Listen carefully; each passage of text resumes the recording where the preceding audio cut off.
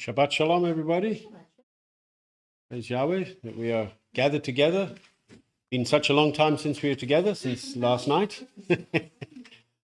We thank Yahweh that we can have these 2 Shabbats in a row, with just having completed a wonderful Sabbath of Sabbaths. And now we're here on our weekly Sabbath, the Sabbath just before Sukkot, which we're all looking forward to.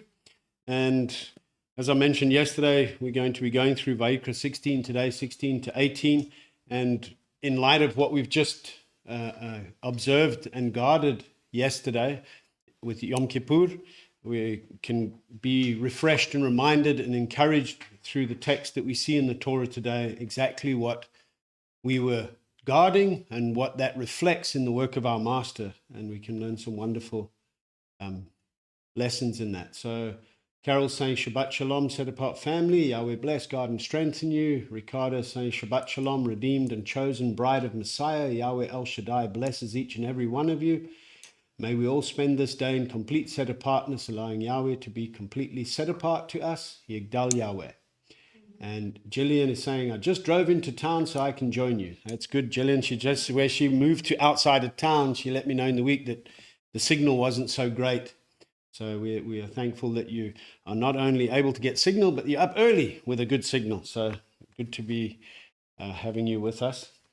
And so everyone else that's online, if you'd like to send a shalom, you're welcome to do that. Cheryl let me know that her laptop's in for repairs, but she will be online on her phone. She just won't be able to send messages. So we say Shabbat Shalom to your house too. And we will get straight into the word with Wayyiqra 16. Yeah. And Yahweh spoke to Moshe after the death of the 2 sons of Aharon as they drew near before Yahweh and died. And Yahweh said to Moshe, Speak to Aharon your brother not to come in at all times to the set-apart place inside the veil, before the lid of atonement which is on the ark, lest he die, because I appear in the cloud above the lid of atonement. With this Aharon should come into the set-apart place, with the blood of a young bull as a sin offering, and of a ram as an ascending offering. He should put on the set-apart linen long shirt with linen trousers on his flesh, and gird himself with a linen girdle, and be dressed with a linen turban. They are set-apart garments. And he shall bathe his body in water, and shall put them on. And from the congregation of the children of Israel he takes 2 male goats as a sin offering, and 1 ram as an ascending offering. And Aharon shall bring the bull as a sin offering, which is for himself, and make atonement for himself and for his house. And he shall take the 2 goats, and let them stand before Yahweh at the door of the tent of appointment. And Aharon shall cast lots for the 2 goats, 1 lot for Yahweh, and the other lot for Azazel. And Aharon shall bring the goat on which the lot for Yahweh fell, and shall prepare it as a sin offering. But the goat on which the lot for Azazel fell is caused to stand alive before Yahweh, to make atonement upon it, to send it into the wilderness to Azazel.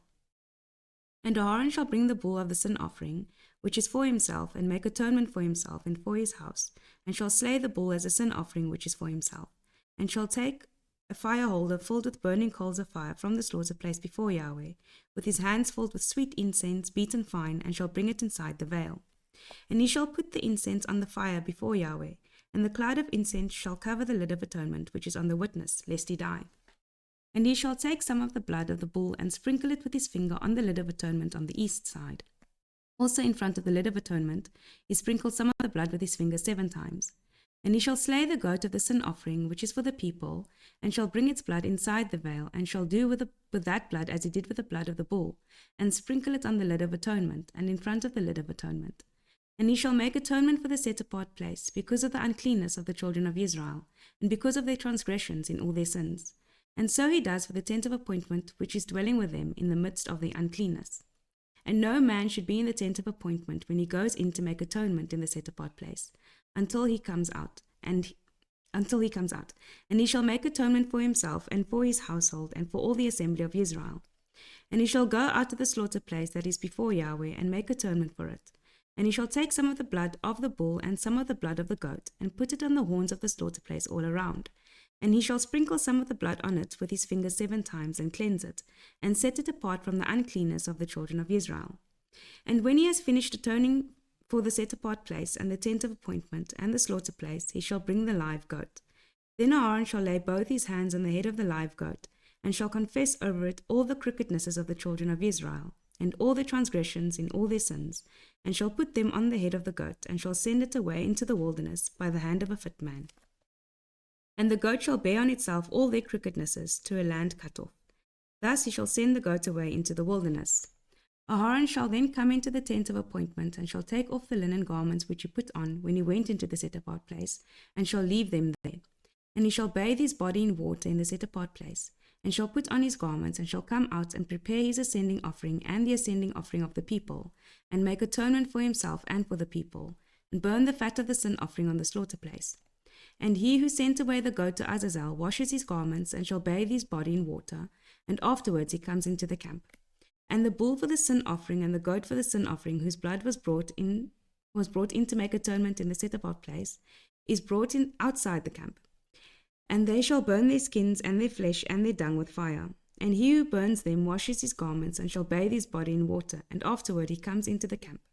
And this shall be for you a law forever. In the 7th new moon, on the 10th day of the new moon, you afflict your beings and do no work, the native or the stranger who sojourns among you. For on that day he makes atonement for you to cleanse you, to be clean from all your sins before Yahweh. It is a Sabbath of rest for you, and you shall afflict your beings, a law forever. And the priest who is anointed and ordained to serve as priest in his father's place shall make atonement, and shall put on the linen garments, the set-apart garments. And he shall make atonement for the most set-apart place, and make atonement for the tent of appointment, and for the slaughter place, and make atonement for the priests and for all the people of the assembly. And this shall be for you a law forever, to make atonement for the children of Israel for all their sins once a year. And he did as Yahweh commanded Moshe.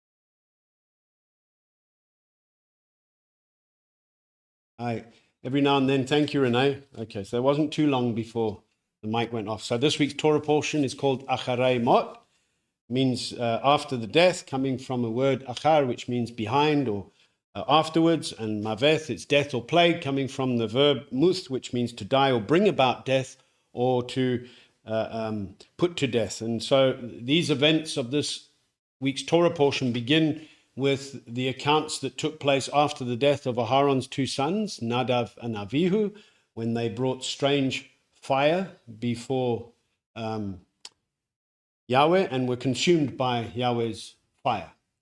Okay, everyone else has said no sound, but the sound is on. I can see it, so hopefully everybody is on there. Ricardo and Joshua is also saying no sound, so please just send a thumbs up that you guys can hear now. I know there's a few seconds delay, but we should be there.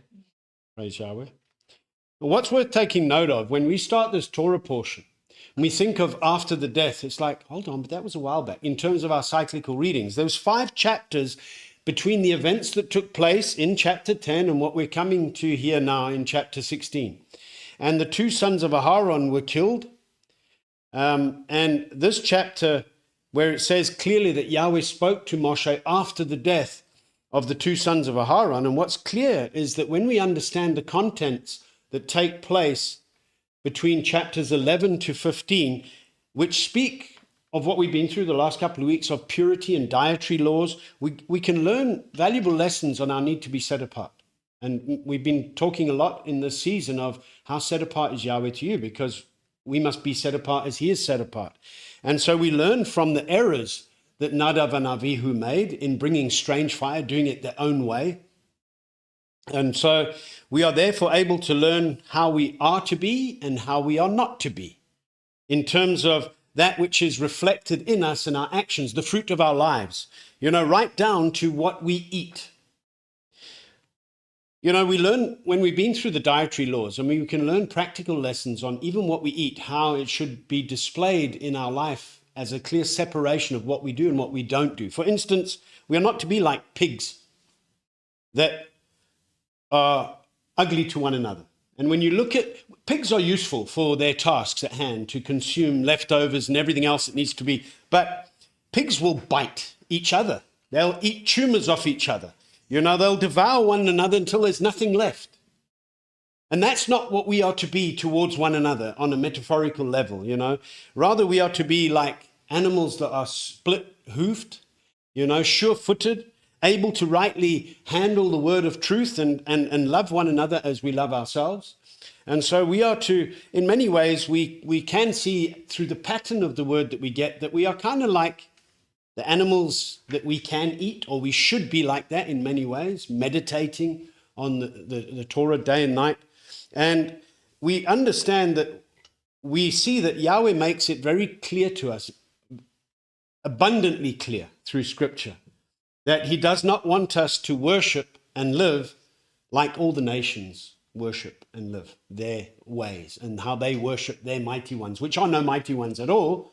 But the process of separation is made very clear through the 10 or the 5 chapters that took place from when Aharon's sons were put to death and coming to where we're looking at today after the death of the sons. So that it leads, everything actually is wonderfully placed for us to teach us about set-apartnesses. That's why it's important for us to go through a weekly cycle chronologically through the Torah, not just pick and choose and jump back and forward to what you feel like reading, because you lose the impact of the lessons that we can learn. And so it might seem strange, hold on, but that was 5 chapters ago. But no, it fits perfectly, because since the death, we learned how to draw near to Yahweh, what it really means to be set apart, and even down to what we eat, how we worship, how we draw near. And then it comes to this clear chapter on Yahweh isolating or giving a standard of come out and be separate. You know, these chapters before this one show us the Torah regarding the correct manner and state that we are to be in order to properly draw near or approach Yahweh by the blood that he's provided for us, his own blood, to draw near. But we don't take lightly those things. So we can't just assume to come into his presence when we neglect the responsibility of being set apart, lest we find ourselves like Nadav and Avihu, bringing strange fire and being rejected. And so it might seem odd that there's 5 chapters before this one, and it's extremely important for us to learn the valuable lessons of how we are not to approach Yahweh.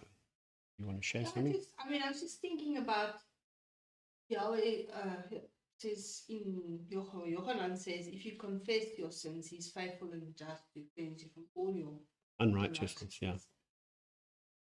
How are you supposed to confess the sins onto the goat and send it away if you don't know? Yes. I mean, we're still guilty even we don't know. But those that we confess, he can remove. Yes. Yeah. So you have to know what you must confess before you come to this Yes. point where he can cleanse you. Yes. You have to acknowledge Yeah. and confess, you know. And so if we approach Yahweh outside of the manner which he's prescribed, we risk being found guilty and at risk of being consumed in his wrath, which the fire of his wrath is coming upon the sons of disobedience. And Nadav and Avihu is an example of sons of disobedience, because they were in service, sons of Aharon, as a picture of sons of the Most High. And people think that they can attribute their identity. Oh no, we're children of, they'll say we're children of Abraham. The religious Pharisees said that to Messiah, and he said, you are not, because if you were, you would know who he was. But they were children of the devil, sons of disobedience. And so we are to ensure that we must follow the prescribed manner of approaching or drawing near to him, ensuring that we are in that set-apart, cleansed state that he's provided for us to be in. He's given us all that we need for life and reverence, and that is not just, he's given us everything and I need, I can do whatever I want. It's about he's actually given us the ability to draw near. We cannot draw near on our own strength, on our own accomplishments, because we fall far short of his esteem. And so we are to be, as he's given us the ability to be, pleasing in his sight. We are to be that which draws near according to his standards, so that we are accepted before his face. And while the protocols for drawing near have been laid out for the congregation of Israel, we are now given the instructions in this chapter for Aharon and every high priest that would follow on from the line of Aharon, of how he, as high priest, was to draw near to Yahweh. And so just as the last 3 chapters have shown how others may not enter the dwelling place, the tabernacle, in an improper way, we also see how Aharon was also not allowed to just enter into any which way in an improper manner. He had to follow the clear standard and that which was prescribed so that Yahweh's presence would not depart. And this shadow pictures for us wonderful lessons on the work of our Master, which we have recognized what yesterday was all about in our rehearsal of these things. So when we're going through this today, it should be alive in us, in our understanding, to bring everything together, maybe put a bit more color to the pages, if you will, add some dots that might not be joined fully in one's mind. But this is why we go through this, to now expand on, while it's still fresh in us, what we were rehearsing and guarding yesterday, we now get to look at what's instructed and the powerful work of our Master that we see, the work of our high priest who fully met all these requirements of the Torah, allowing us the freedom to be able to come boldly to the throne of Elohim in our time of need through the blood of Messiah. But coming boldly doesn't mean coming strangely. There's a difference. Coming boldly is in obedience. And that's walking humbly before the Master and guarding his commands and loving commitment, you know. So in verses 2 to 4, we are told basically Aharon was not allowed to enter behind the veil at any time, at all times. He wasn't just allowed to go in and go behind the veil. He would die if he did that. Now, the example of his sons that died when they brought strange fire was clear before his eyes. So when he heard these instructions, he was certainly going to keep them. He was then instructed how he was to enter, because if you just leave up to people, you decide, they're going to end up doing it strangely. And so Yahweh is very meticulous in the word of how we are to live set apart lives.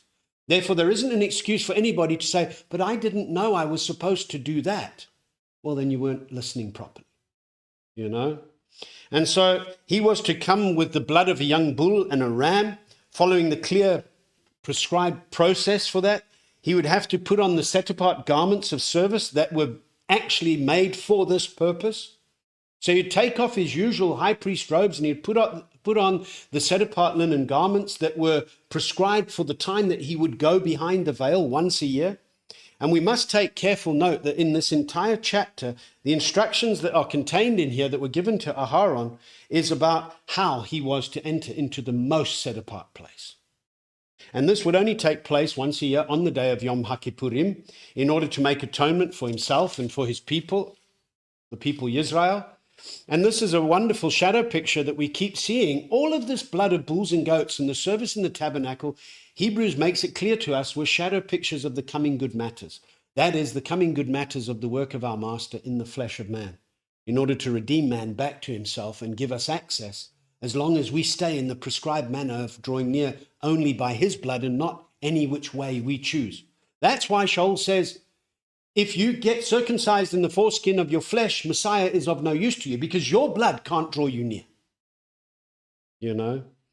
And so when we fulfill the requirement to be set apart as he's called us to be set apart, we see the wonderful work of our Master fulfilling all of these tasks that we're reading about in this Torah portion today, and that he will fully complete this work in atoning for the entire nation of Israel. He's paid that atonement price. Now, each individual must guard that atoning covering and seal through obedience, so that when he comes, he makes that deliverance complete for a ready bride at his second coming, when he will come out of the most set-apart place on the day of Yom Kippur.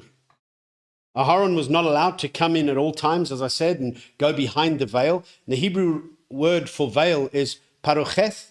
It means a curtain or a veil, because we know there was a curtain between the set-apart place and the most set-apart place. Within the tabernacle is a dwelling place. Okay, so at the tabernacle, at the gate, you come in, and then there was the slaughter place, and between the slaughter place and the dwelling place, you have the bronze laver, and then the dwelling place is divided into two the set-apart place that contained the showbread table, the menorah that gave light to the showbread table, and before the curtain or the veil, the golden slaughter place of incense, and then behind the veil would be the Ark of the Covenant. And only behind that veil would Aharon, the high priest, or every high priest thereafter, be able to enter in only on Yom Kippur. And when we study these proceedings, we are able to get greater insight and clarity and full understanding of what our high priest and king in the order of Melchizedek, Yeshua Messiah, came to fulfill and came to work for us. So when you discard the Torah, you have no understanding of the refining, cleansing work that our Master in Elohim came to provide for us, you know. And so we now have access through the blood of Messiah. And Hebrews 10, verse 19 to 22. Now, Hebrews is a wonderful book, or the book of Ivrim, or Hebrews, helping us understand these shadow pictures that are met in Messiah, going from the Levitical priesthood pattern of service, which was always set there for us to learn of that which was pointing toward the work of Messiah, which is ultimately forever. So the Levitical priesthood was always a temporary priesthood of a shadow picture initiated for the full purpose to point toward the redeeming work of our Creator and Redeemer. And it says in Hebrews 10, verse 19 to 22, it says, brothers, having boldness to enter into the set-apart place by the blood of Yeshua, by a new and living way which he instituted for us through the veil, that is his flesh, and having a high priest over the house of Elohim, let us draw near with a true heart in completeness of belief, having our hearts sprinkled from a wicked conscience and our bodies washed with clean water. So here we see pictures of what Shaul writes in Ephesians about a husband washing his wife through the word, water of the word, as Messiah is a high priest and husband to us, washed us in his own blood as a refining, cleansing work in our lives. Now, the Greek word that's translated as veil in Hebrews 10 is katapetasma, and it means to spread out a curtain or the inner, it's referring to the inner veil or the inner curtain of the tabernacle, because we also know in terms of the dwelling place into the set-apart place, there was also a curtain, but then there was a curtain inside between the set-apart and the most set-apart place. And katepetasma is the same word in the Greek text that's used for the Hebrew word parochet. So what we see from these writings that is on an individual basis, we who are in Messiah as body parts of his body, so to speak, have access to the throne of Elohim each and every day. Because the veil, as a picture of pattern of service, the veil that was torn is a clear witness of the flesh of Messiah. As Hebrews says, he tore his flesh. That's the veil. Because the veil, you must remember, when the first Adam sinned and was cast out of the garden, and the cherubim were put at the east gate to guard the way so that man would not have access back to the tree of life, lest he would forever remain in his sin. But there was a covering for a time until the coming good matters, where in the flesh of man, our Creator would come, knowing no sin, in order to redeem us by letting his flesh in the body of man be torn so that by his blood we could again be brought forth as a cleansed bride, you know. And so Hebrews 4 verse 14 to 16 says, therefore, since we have a great high priest who has passed through the heavens, Yeshua, the Son of Elohim, let us hold fast our confession, for we do not have a high priest unable to sympathize with our weaknesses, but one who was tried in all respects as we are, apart from sin. Therefore, let us come boldly to the throne of favor in order to receive compassion and find favor for timely help. So we don't just come there and when we want something that we can just, it's in the prescribed manner. And what we're going through, especially Wayyiqra, in terms of the service of the tabernacle, it teaches us such valuable lessons on not just coming arrogantly before Yahweh and demanding things. We learn what it means to be set apart. And our ability to draw near includes a proper Sabbath keeping, a proper feast rehearsal keeping, if you will. And yesterday, a proper Sabbath of Sabbath keeping where we afflict our beings, lest he cuts us off because we don't do that. Anyone who does work or preparations, I said to somebody yesterday, they sent the normal thing, happy preparation day from some ministry. And I said, hold on, yes, typically 6th day is the normal preparation day for Shabbat, but yesterday was not. You should have prepared the 5th day. And anybody who was preparing yesterday is at risk of being cut off by Yahweh. This is serious business. And we need to understand the severity of not obeying the way we should just because we think we have a right, like Nadav and Abihu had. That's why this Torah portion after the death brings to mind a remembrance for us not to come to Yahweh any which way we feel, or like in the time of Judges, everyone doing what's right in their own eyes. It's time for the body to submit correctly to the order and prescribed manner our Master has set forth in his word. And so Wayyiqra, meaning and he called, many people discard. There are many people who claim to be on the Torah walk, will use parts of the Torah, but when it comes to Wayyiqra, they say, no, those Levitical laws are no longer required. But if you can't understand this, we cannot understand how we are to draw near or what we've been given to draw near by the blood of Messiah. And this chapter is often misunderstood by so many people as they fail to see the actual shadow pictures of the coming good matters of our Master. And it's on this day of Yom Kippur that we see Yeshua Messiah coming for his bride. Yom Teruah, once again, I'll remind you, it should be fresh in our minds. Yom Teruah is the sounding alarm. It's when the trumpets will greatly resound. And when we are told to have a remembrance of sounding, you know, I was explaining this week about the first and the last trumpets, and just to clarify, because it can get confusing sometimes to some, at Shavuot, on Mount Sinai, when Yahweh entered into a marriage covenant, the shofar sounded long, and the people trembled. And when they heard the 10 words, we know the story, they said to Moshe, whatever else you hear, we will guard and do. So it doesn't stop at the 10 words. But that was typically understood as the first trumpet, recognizing an announcement of a betrothal, because Yahweh extended the invitation. A covenant that he made with Abraham, now he chose a nation, which he said to Abraham, I'm going to call them out. But he said, but here it is, if you do this, you'll be my treasured possession, you'll be my bride. And they said, we shall do. They said that I do. So there was a betrothal announced. Now, a typical pattern for that is it's now the bride to make sure she's ready by the time the husband, who has made preparations for her, comes back to fetch her. And that is at the sound of the last trumpet. So when we come to Chazon and we see the day of Yahweh, which speaks of the day he's coming for his bride, and that day is 1,000-year reign, because one day is 1,000 years. So it's a reflection of the 7th millennium that Yochanan is given visions into, part visions that Yechezkiel was also given in terms of the service of the temple that will take place during that reign. But we also see some wonderful shadow pictures here of identifying the soundings that take place in the revelation that Yochanan's given in the day of Yeshua Messiah, because we see 7 trumpets and we also see 7 seals being opened. So these 7 trumpets that begin to sound on Yom Teruah are the 7 trumpets of the last trumpet, if it makes sense, because you've got the first and the last. The first is Shavuot, again, after Messiah was resurrected, is when there came a sound like the rushing of wind. And it was like, again, this restoration or renewal of a marriage covenant. And so that is an establishment reminding us we're betrothed. You've entered into a marriage covenant. Come Yom Teruah, we have a remembrance of that sounding when the awakening blast sounds of the last trumpets that are a procession of Yahweh, making a clear separation where his sealed ones, but have his spirit, are guarded in him and not fear what man can do, but yet there's a process of him pouring out and unleashing his wrath, culminating in the last trumpet of the 7 last trumpets on Yom Kippur, when he will come out of the most set-apart place and fetch his bride. Because it's this day that we rehearsed yesterday. As we understand, he didn't come this year on Yom Kippur.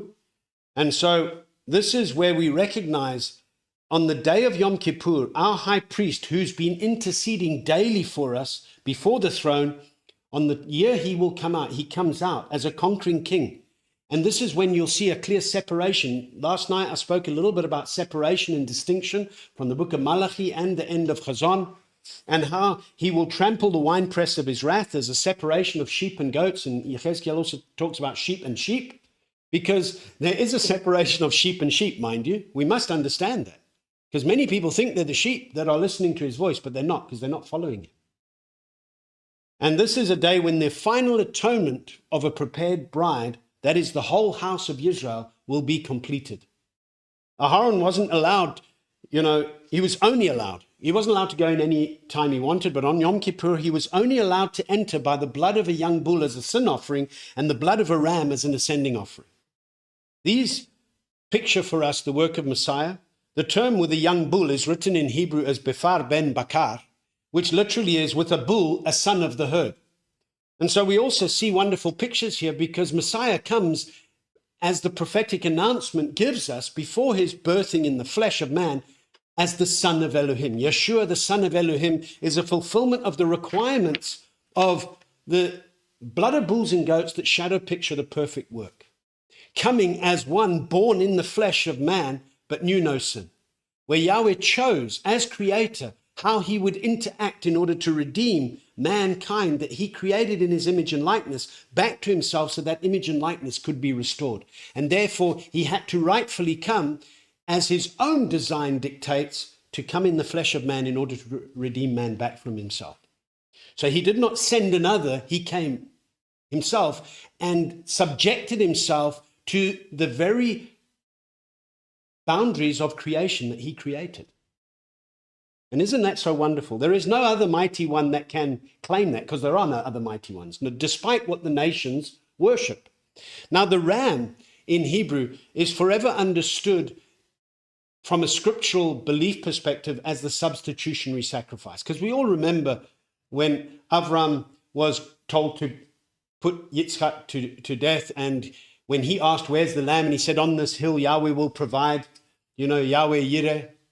And he built a slaughter place. But as he was about to put his son to death, the messenger said to him, stop now, I see that you know what, you obey Yahweh. And he looked and there was a ram in the thorn bush. So we see a wonderful picture of this. There was a ram instead of the lamb. So there's always this idea of coming to the day of Yom Kippur, what the ram signifies, what the young bull signifies, and what the ram signifies.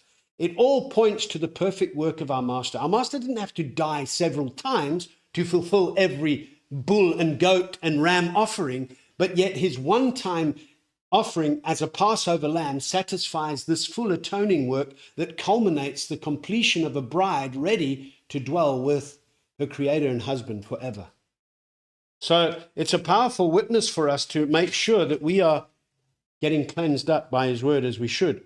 And what's worth taking note of is when we look at the word for ram, which is ayil, when it's used in the prolonged form, it's often translated as terebinth. When it's in the Hebrew word, the prolonged form of ayil is elon.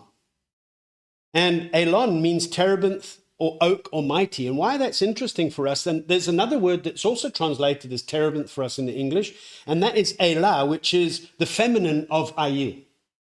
So we see the root words in terms of a ram and a terebinth tree kind of closely related in its root form, giving us a wonderful picture when David uses images like, blessed is the man that is planted by the waters, meditates on the Torah day and night, is planted by the waters. We also see the idea of trees of righteousness, a planting of the master to be adorned, we see in Yeshayahu. And this is what he actually says in Yeshayahu 61 verse 3, to appoint unto those who mourn in Zion. This is after the call to arise, shine, for your light has come. And the Spirit of Yahweh, the part of the scroll that Yeshua read about the coming, why he came and what is still coming. He closed the scroll before the judgment is coming, the fire. But he says to give embellishment for ashes, the oil of joy for mourning, the garment of praise for the spirit of heaviness, and they shall be called trees of righteousness, a planting of Yahweh to be adorned. Now, the Hebrew word for trees in trees of righteousness is ayil. And so righteousness, we know, Devarim 6 verse 25 defines for us, is to God to do all that he commands. So we're able to see that these words and the prophetic pictures that we get threaded through Scripture point greatly toward understanding the book of Wayyiqra and the service that took place in the tabernacle with all the various animals that were commanded to be slaughtered according to the prescribed manner of drawing near, pointing toward us that without Messiah, we have no ability to draw near.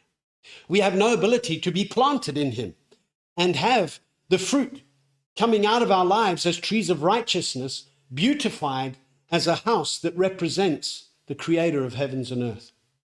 And when Messiah comes again and his reign is fully established here on earth, we who are in him, having been firmly planted, are the ones that are called trees of righteousness.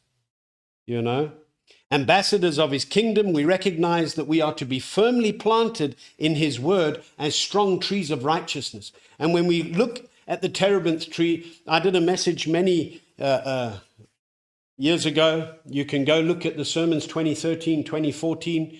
And I did a message called Trees of Righteousness, an overview of the terebinth.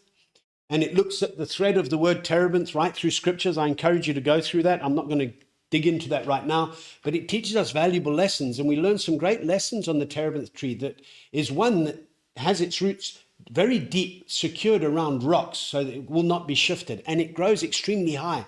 Its circumference is extremely wide. And so it teaches us valuable lesson on being a secure planting of our master, you know. And then we understand here that the ascending offerings that were to be offered now as Aharon would draw near on the Day of Atonement, the ascending offering should be fresh in our minds, having come through the first few parts of Wayyiqra, the Ola offering, the whole burnt offering, teaches us a valuable lesson of how our lives are to be given wholeheartedly over to Yahweh. I think you were talking, Caroline, last night, where was it talking about if you don't give your all? You know, that's what the Ola offering represents. And that's what, when we have in our mind's eye the design of the tabernacle as a pattern for which we draw near, we're reminded of the gate and we're reminded of the slaughter place that we walk past, teaching us that what Shaul says we are to be a daily living sacrifice. This is our reasonable worship, a daily living offering. So we don't, and when Shaul says, I die daily, he was saying literally, because he was putting to death the misdeeds of the flesh while walking according to the Spirit. It wasn't that he was literally dying and somebody had to wake him up again, but it is about a recognition of the life that we have in Messiah through his blood. We must take serious. We mustn't compromise. You know, I mentioned about people saying preparation day yesterday. Don't compromise. Don't do work on the Sabbaths that Yahweh says no work on the Sabbath, because we are at risk of being cut off, for instance, as an example. So the Ola offering teaches us a valuable lesson of constantly giving our lives completely to our Master, and that it's his will, not our will, be done here on earth as it is in the heavens.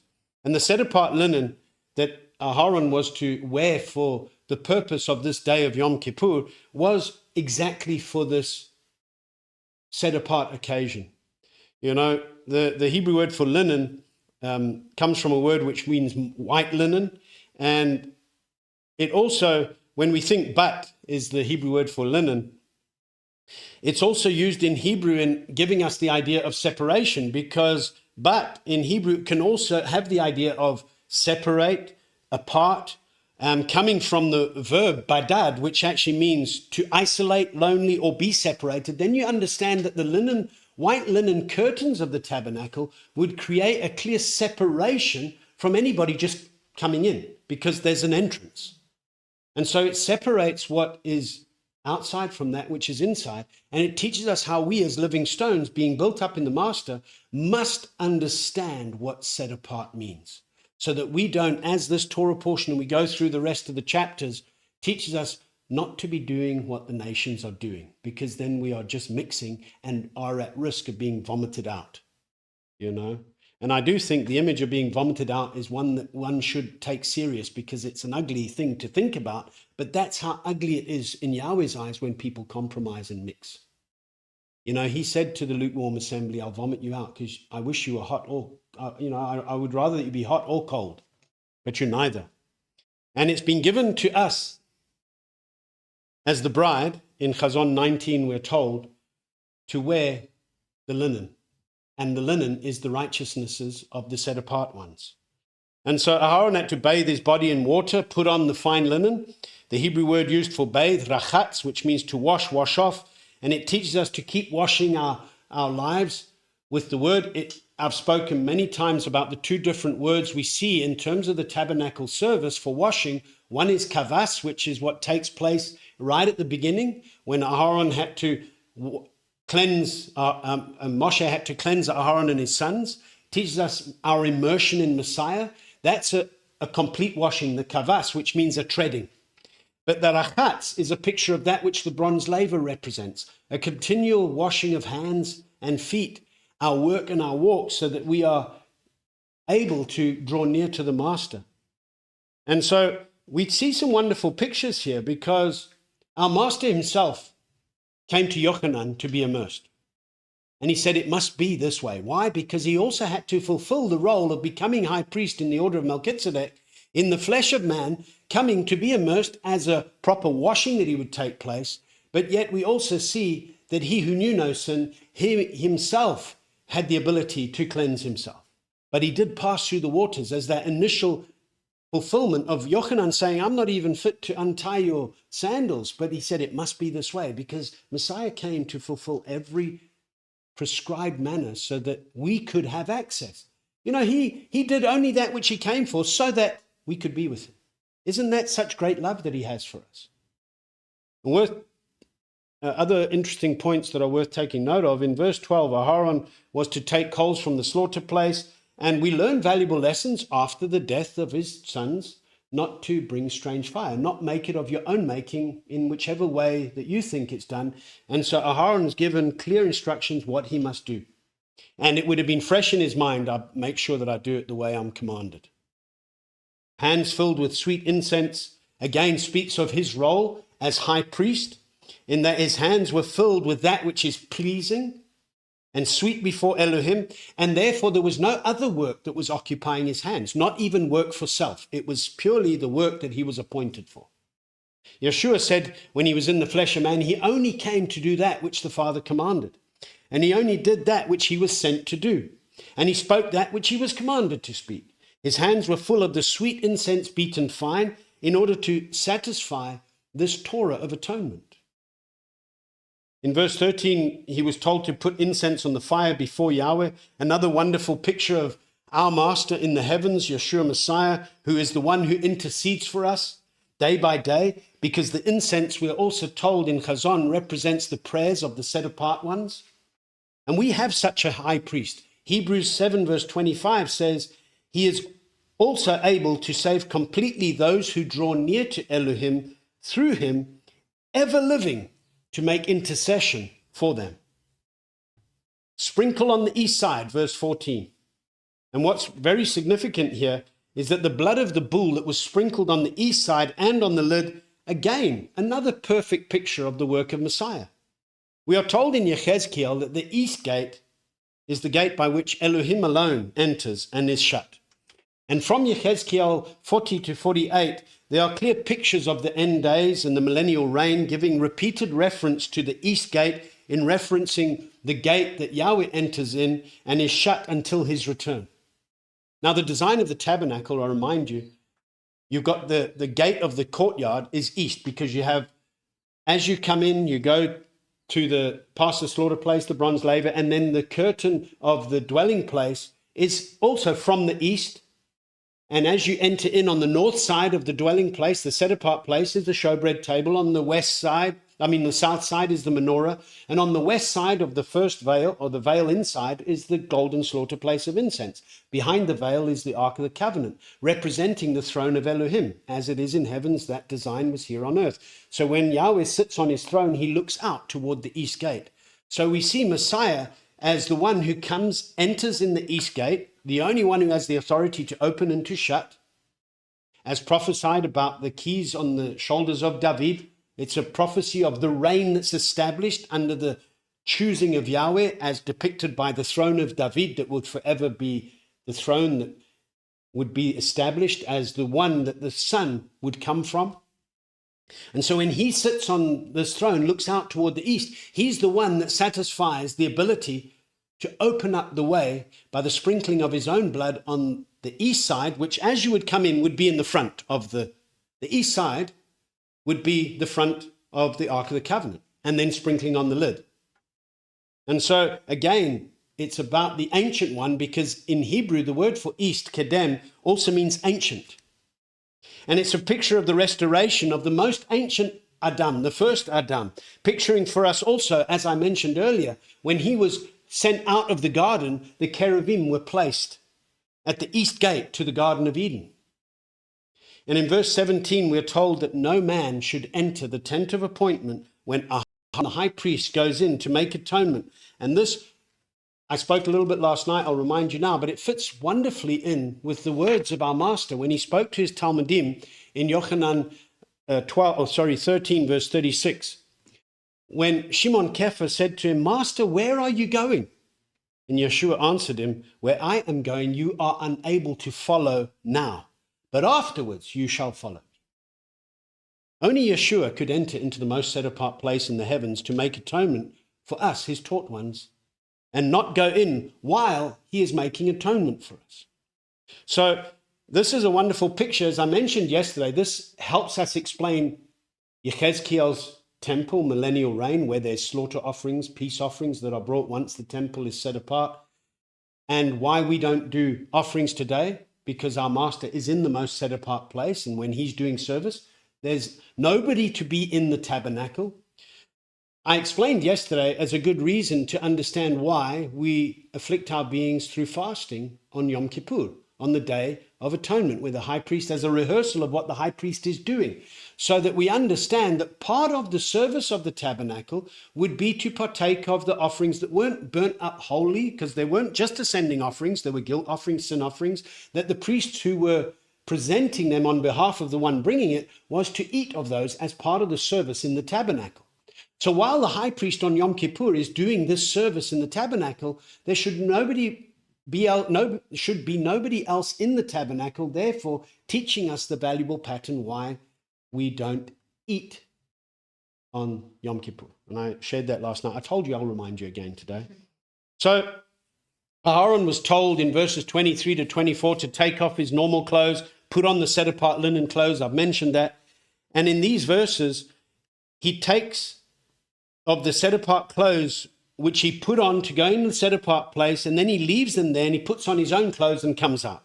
Again, Just to clarify, the own clothes is the fancy. yes, the high priest clothes, yes. So remember, Aharon in the service of the tabernacle had a little bit more fancy clothes than his sons did. Okay, his sons just had the linen garments and everything else that they were given, but he had the robe, he had the ephod, he had the girdle, everything. It was just, wow, the work of a skilled workman. And that was his daily dress code as high priest.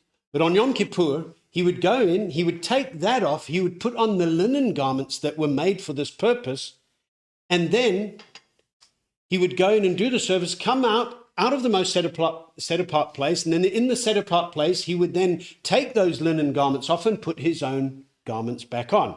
So there's a lot of changing that's going on, and it's wonderful pictures of identifying our master, sovereign of all the earth, who took on the form of a servant and humbled himself and clothed himself in priestly garments of righteousness, having fulfilled his duty as our high priest.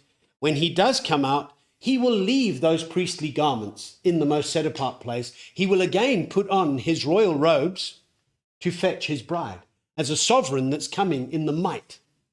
He came riding on a donkey as a humble servant. He's coming riding on a horse, Devar Yahweh, Another kind of shadow picture pointing toward this and reflecting the work of our master in the heavens. Remember when the tomb was opened and Kepha wanted to see, I love the passion that Kepha had, because he heard the report and he ran ahead, he wanted to see. And when they looked inside, the messenger was saying, who are you looking for? And all they saw there was the linen garments folded, highlighting our master overcoming death and having fulfilled the requirement to make atonement. But yet in the heavens, this picture of atonement is still being done, as we read in Ivrim, everlasting to make atonement. But there's a day coming when atonement is no longer available. And that is when he comes in the fullness of his clear authoritative position as the sovereign and high priest in the order of Melchizedek. And so we also wonderfully are able to see and recognize, so wonderfully, I love these words today. When we see this Yom Kippur and its finality coming, when we are changed in the twinkling of an eye, we will finally see him as he is, and not only in part, and we will know him fully.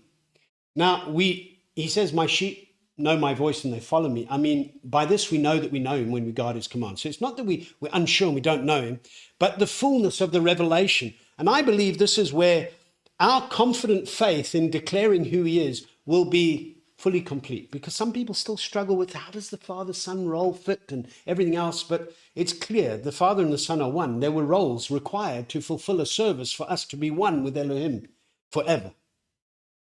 And when we look at Yom Kippur that we've just been through in a little bit more detail, I hope that you went through the notes. So I'm probably not going to go through everything, but I want to touch on some key elements that should just further encourage us of what we've just been through and firmly establish a better understanding of what we've just rehearsed. Maybe the first time for some, maybe over a decade, 2 decades for others, but it's never something that fades. It's a living word that enriches our understanding of our Master continually. And when we look at this, we know Yom Kippur is ultimately about the purification of a bride, the Day of Atonement. And often people may ask, but why is the Day of Atonement separate from Pesach and the beginning of Matzot? And isn't that when we were redeemed? Yes, by the one-time work of our Master, he satisfies this whole process. But the cyclical pattern of the appointed times of our Master is perfectly set in order to teach us the perfect redeeming work that he has come to provide for all who say yes to him and remain in him. So it is a good question. And all of the appointed times of our Master collectively are a perfect shadow picture for us in understanding the complete, full work of our Master. So in many ways, it could be best explained that Pesach in many ways symbolizes individual personal acknowledgement and a deliverance that's begun and a redemption of that. On the day where we were bought at a price by all those who apply the blood in a sense of eating and partaking of his blood and body through the Pesach meal, which we can only do if we're immersed in him, all that process as individuals now becoming part of his body. But there's a responsibility to stay in him so that by the time the Day of Atonement comes, that is a completion of the entire bride as one, as a nation coming together in the Master. The two houses, as Yechezkiel speaks, coming together again as one. So Pesach highlights for us the personal deliverance from bondage and slavery as pictured through Mitzrayim, as each household was required to put the blood on the doorposts and the lintels so that the messenger of death would pass over and not pass through, you know. The Day of Atonement speaks of national redemption and a fulfillment of gathering, that which has been cleansed and remained cleansed and worked out their deliverance with fear and trembling. The day in which the covenant will be confirmed according to Daniel 9, and a time when Israel will no longer doubt that Yeshua is the Messiah. You know, the Hebrew word atonement, kippur, comes from the word kafar, which is to cover, and we've spoken about this before. You know, when we remind ourselves what we have in our Master and that we are fully covered and atoned for, that is such a blessing for us to really rejoice in and not take lightly, you know.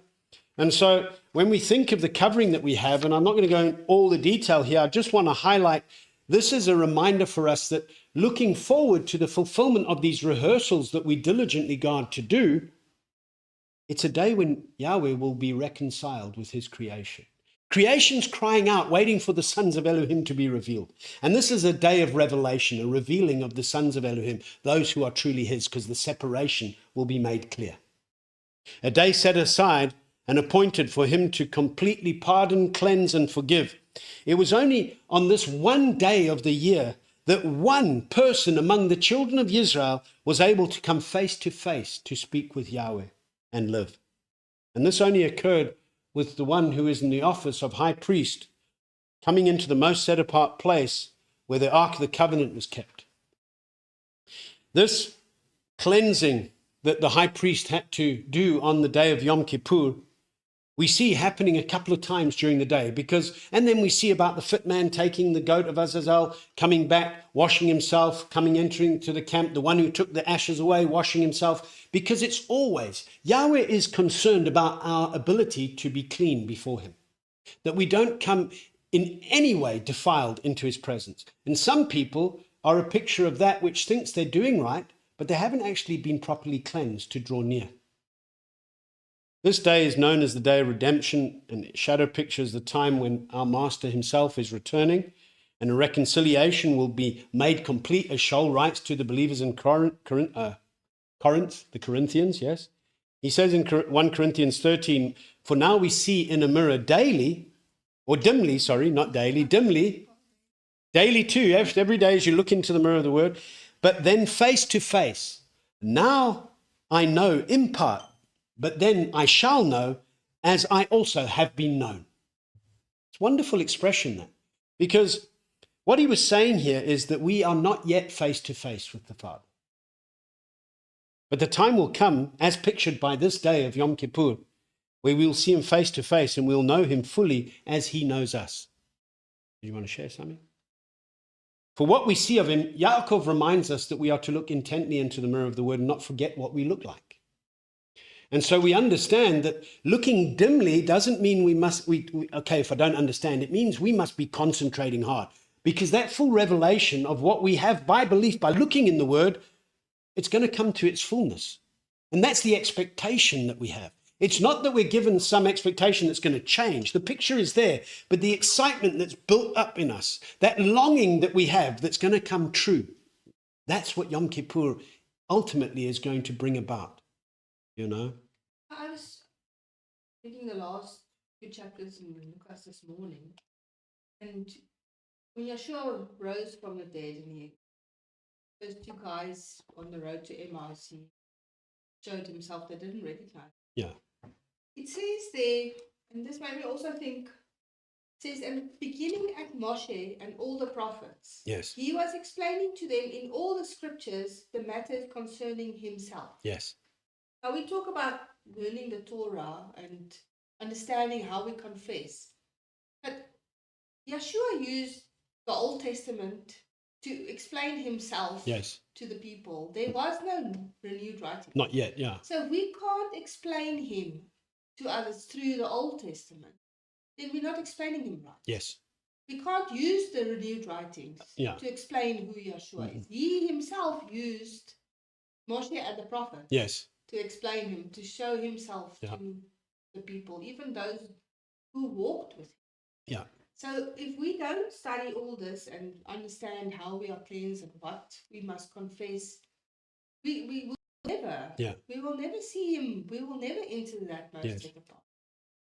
No, I mean, I think it's not that we cannot use the references of the renewed writings, but people can't use, you can't begin, I mean, let's put it in today's terminology that's used. You can't only use the New Testament to give a witness of Yeshua Messiah, because in actual fact, the New Testament is just a confirmation of the witness that the Torah and the prophets are giving, because he said, the Torah, the prophets, and the Psalms, they speak of me. As Colleen is saying, after his resurrection, the two that were on the way to Emmaus, he was showing them who he was through the Torah and the prophets.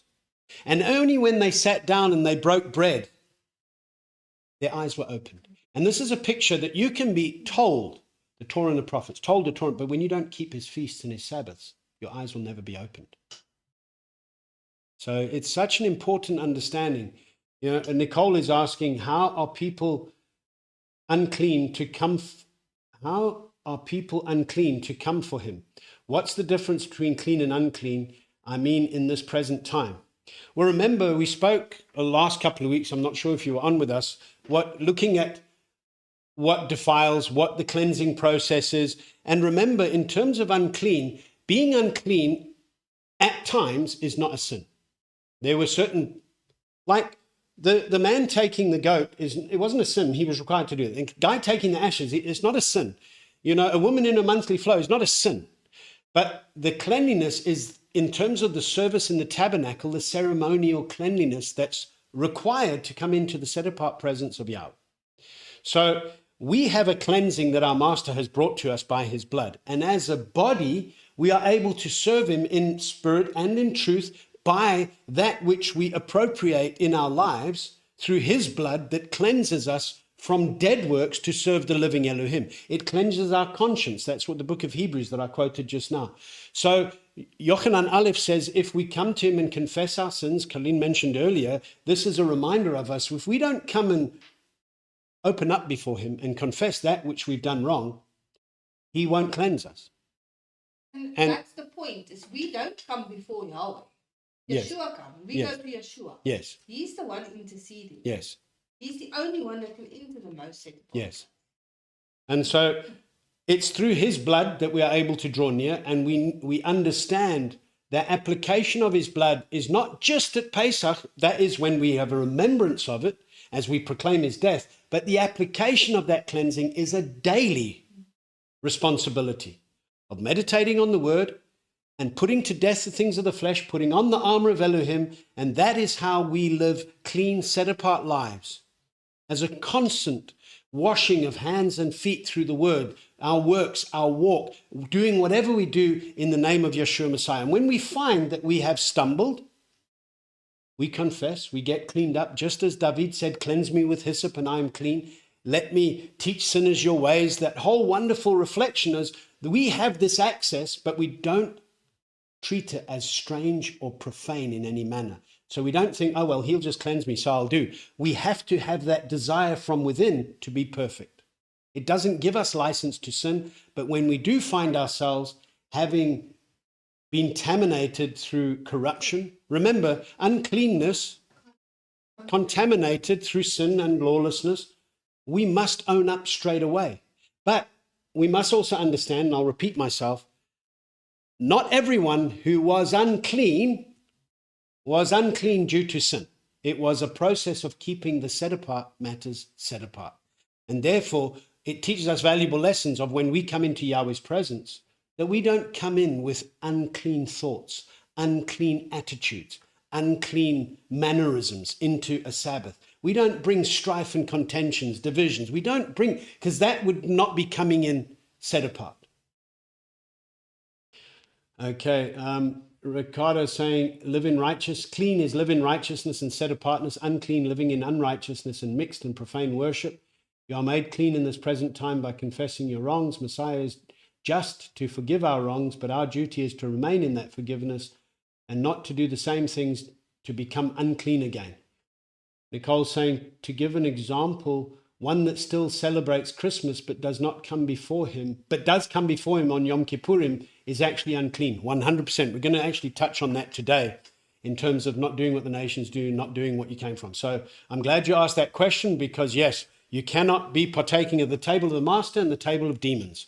And we are going to be speaking about that a little bit more. So continuing with Wayyiqra 16 and the work of Yom Kippur, we see what powerful instructions that Aharon is given, reflecting the work of the master. And the first thing is that the work had to be done alone. Aharon didn't have anybody else helping him on this day in his service into the most set apart place.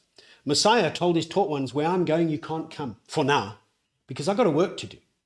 You know, there is only one that saves, Yeshua Messiah. There is no other way. There is no other table that can save you. And partaking of that table will discredit you, even if you try to come to the table of the master. That's what Yahweh rebuked the people in Israel in the days of Malachi, when they were despising his festivals. And they said, how? Because they were bringing in corrupt worship in a mixing form and trying to perform the days before Yahweh, but meanwhile they were not clean.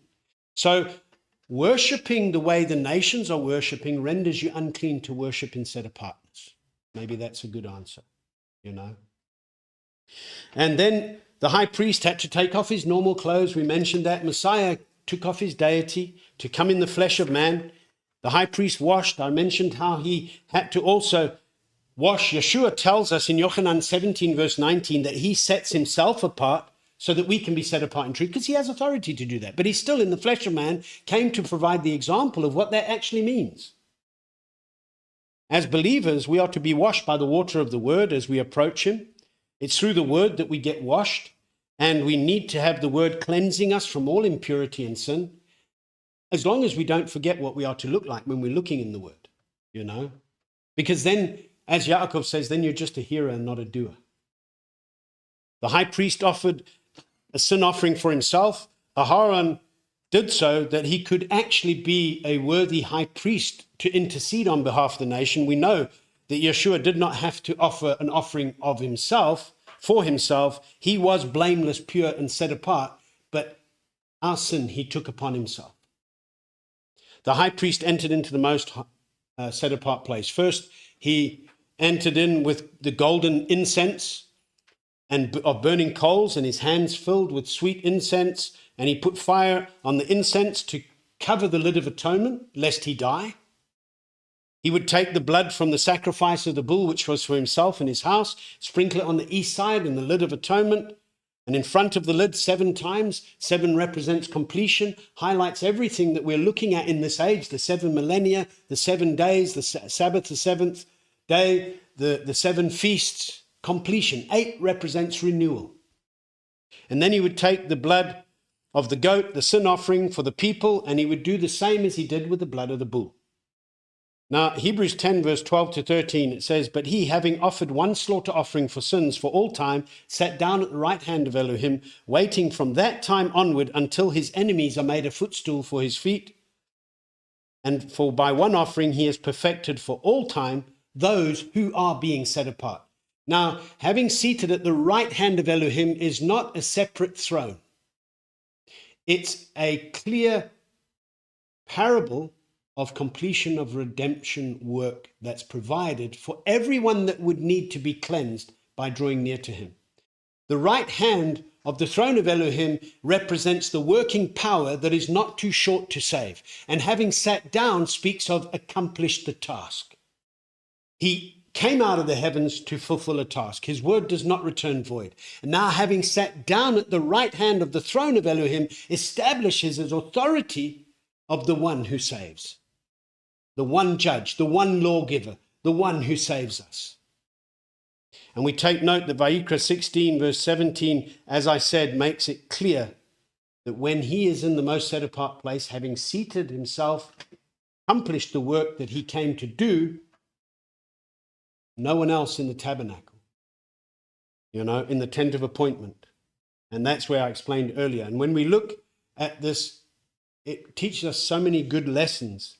The Day of Atonement is about our Creator and husband presenting to himself a spotless bride, which Shaul gives us insight into in terms of husbands and wives and their roles. And then he's speaking about a set-apart assembly that may be spotless and blameless by the washing of the word that our Master has given us. And when we look at the 2 goats, that's the obvious thing that's remembered about Yom Kippur, and the 2 goats, one for Azazel and one for Yahweh. The one for Yahweh is burnt up as an Olah offering, and it's called the Olah, or the elevation offering, the one that goes up completely to the Master, and it represents Yeshua's righteousness being imputed to us as he makes payment for our sin with his blood completely. The second goat, the goat for Azazel, is understood as the scapegoat. The sins of the people. Aharon, once the goat for Yahweh is offered, he would then come to the goat of Azazel, and he would place his hands upon it and confess all the crookednesses of the children of Israel and send it into the wilderness, representing for us another picture of the work of our Master, taking our sin upon himself and taking it away out of the camp. These 2 goats are a twofold picture of the work of our Master. Yahweh forgives our sin, and he also removes it, where he remembers our sin no more. As far as the east is from the west, so far has he removed our sins from us.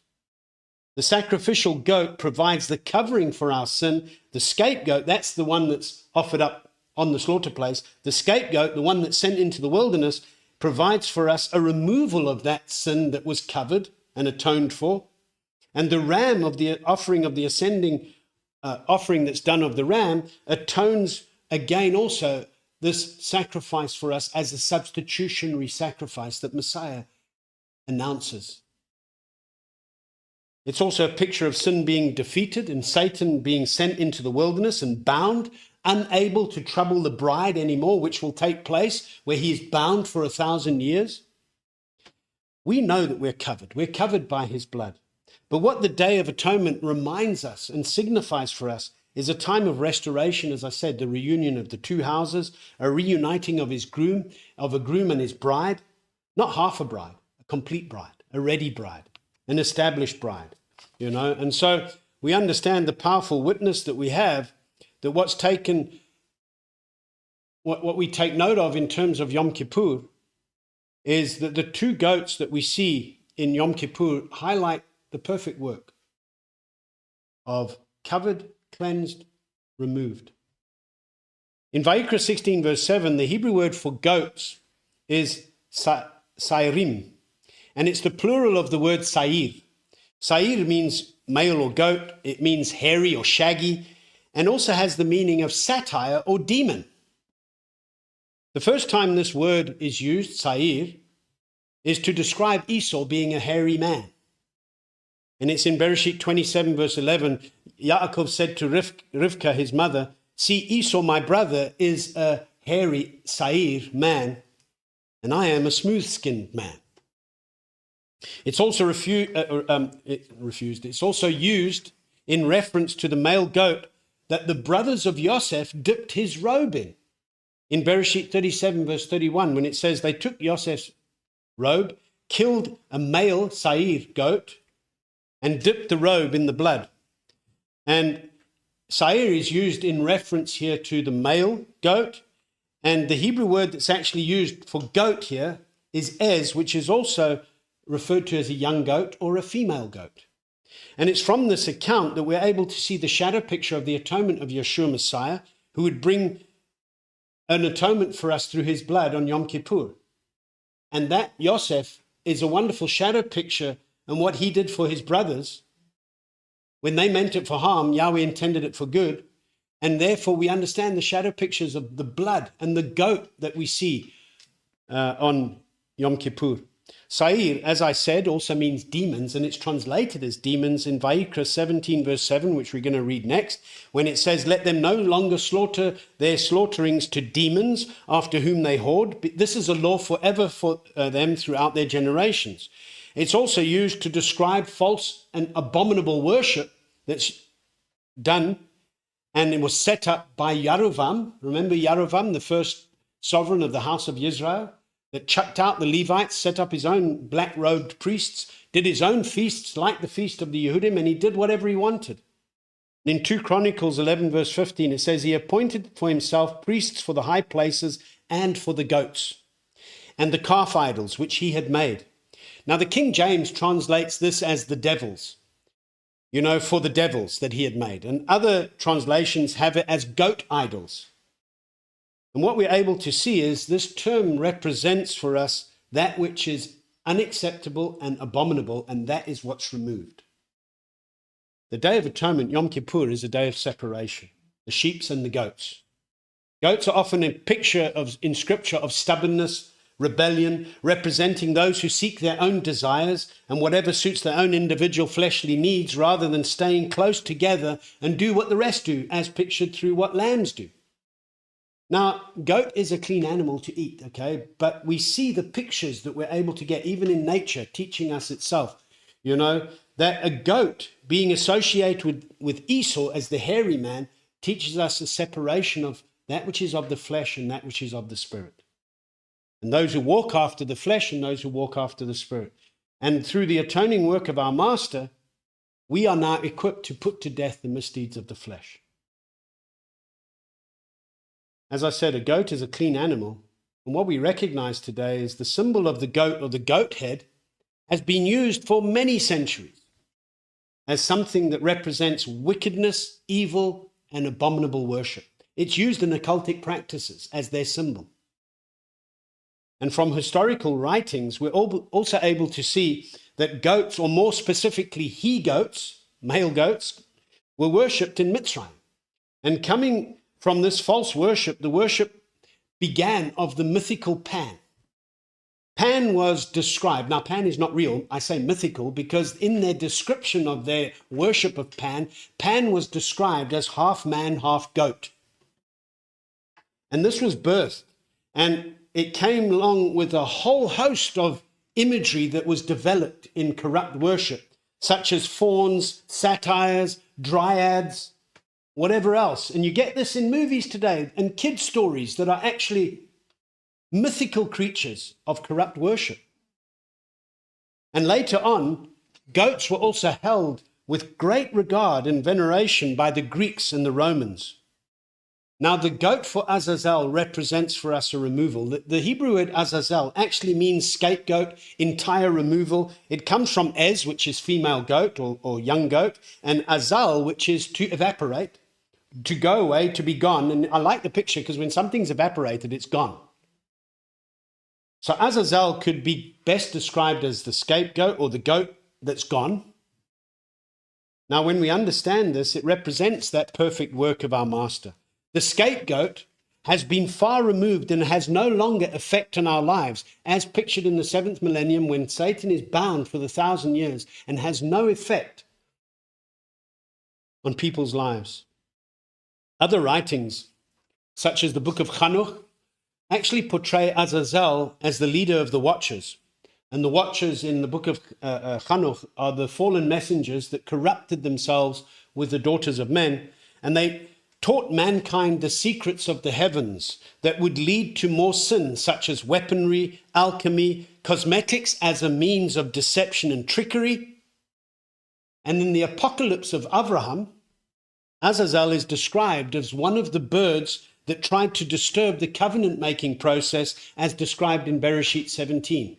And we are told in Devarim 28 and 29, curses for obedience or disobedience and blessing for obedience, is that the curse for disobedience is that you will have none to frighten the birds away. It's covenant language, and people would understand all this.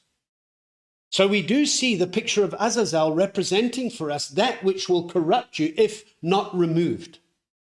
And so your sin and lawlessness, if not removed through confession and cleansing, will continue to corrupt you.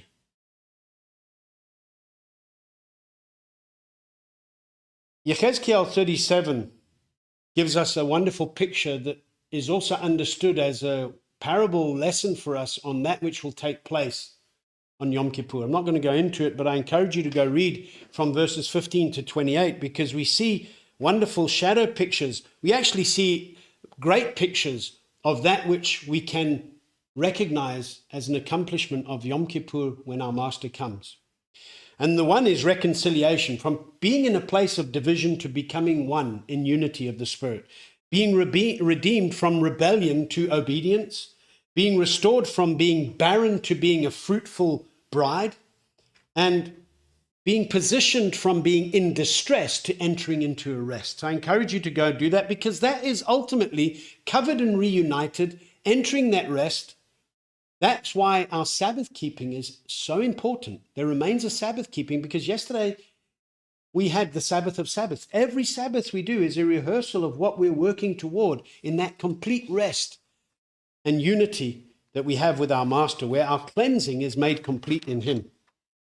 And so the Sabbath of Sabbaths, afflicting beings, we went through all of that. I think it's still fresh in our minds. I hope that what I have just touched on in terms of the shadow picture of our Master just re-enhances and builds on what should still be very fresh in our minds.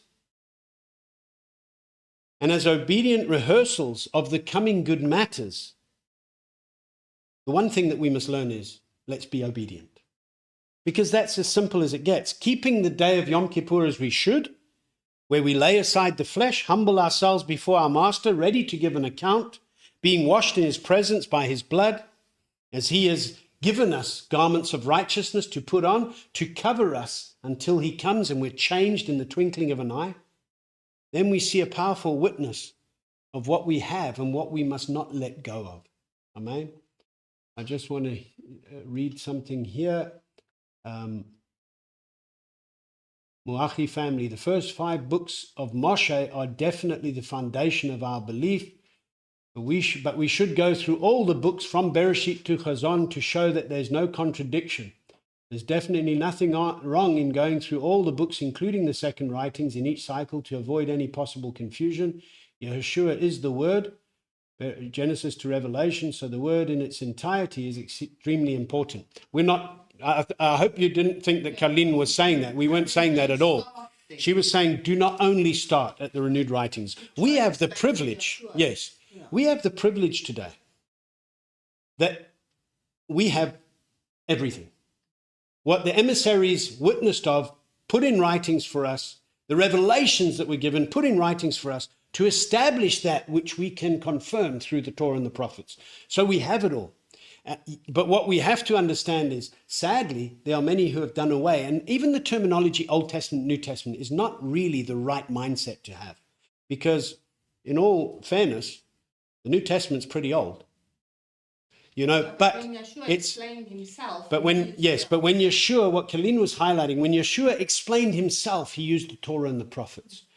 What we have as a further establishment of our witness is the doings and the acts of the emissaries. Because every letter that Shaul or Kepha, what's written in the Besorah, is actually a record of their acts of proclaiming the Torah and the prophets in witness of Yeshua Messiah. And also further encouragements and warnings that are given as given in the prophets. So we need the collective of all, because we have that today. We've got a full armory at our disposal. But if we neglect the foundation of the Torah and the prophets, we can never fully explain the revelation that's contained in the renewed writings. I hope that makes sense. Nicole's saying, Kathleen said it very well.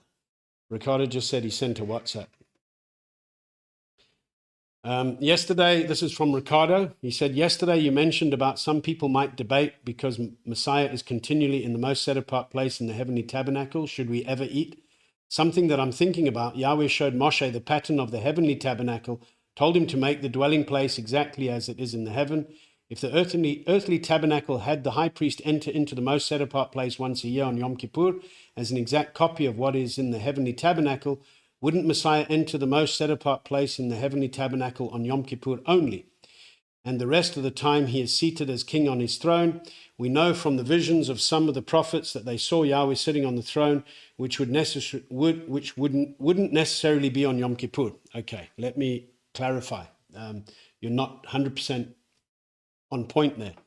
The earthly tabernacle service that Moshe was shown to do as a reflection of the coming good matters highlights the perfect work already established from the foundation of the world, what our Master has established. Our Master entered into the most set-apart place on the day of the Omer Reshit, when he took his own blood into the most set-apart place, not on Yom Kippur, but once for all, to establish the rehearsal of Yom Kippur that pointed toward his coming good matters. And seated on the throne of Elohim, as pictured by the Ark of the Covenant, the throne of Elohim is behind the veil, as pictured by the visions that the couple of prophets that were given, and Yochanan, was that there's the cherubim surrounding the throne declaring Kadosh, Kadosh, Yahweh Tzevaot. Set apart, set apart, set apart. I missed one Kadosh. Yahweh Tzevaot, Yahweh of hosts. So they were given that revelational insight for a moment as a mirror of what is in the heavens. Even Yeshayahu says, I am undone. So Yeshua doesn't, Hebrews says, if he was a high priest in the earth in the order of Levitical, he would have to offer himself over and over. And Hebrews explains the difference in the order of the Levitical priesthood and that which is in the order of Melchizedek. So in order to perfect the picture of what his sacrifice does, the Levitical priesthood had to follow a rehearsal pattern as appointed through the feasts, as a full picture of the redeeming work of our Master, which we in the flesh also have to rehearse until he comes. But he is in the most set apart place. He doesn't go in and out, in and out, in and out. The picture that we get as pictured in the book of Hebrews is that the golden censer that's behind the veil is there fulfilling the picture of that which the high priest would take behind the veil once a year. But now Messiah, having torn the veil, is in the heavenly tabernacle. There isn't a separation. There is a completeness. That the prophets were given a vision, a revelation of. So I just hope that clarifies, Ricardo, and that there's no confusion, that Messiah went in, we know, timeously on the Omer Reshit to offer up the blood himself before he would offer up an offering of the sheaf of the first. So we must look at all the patterns of service, then understand the fulfillment that we have in the Master. Does that make sense? Okay, who would like to go on to Jackie? Going to read chapter 17.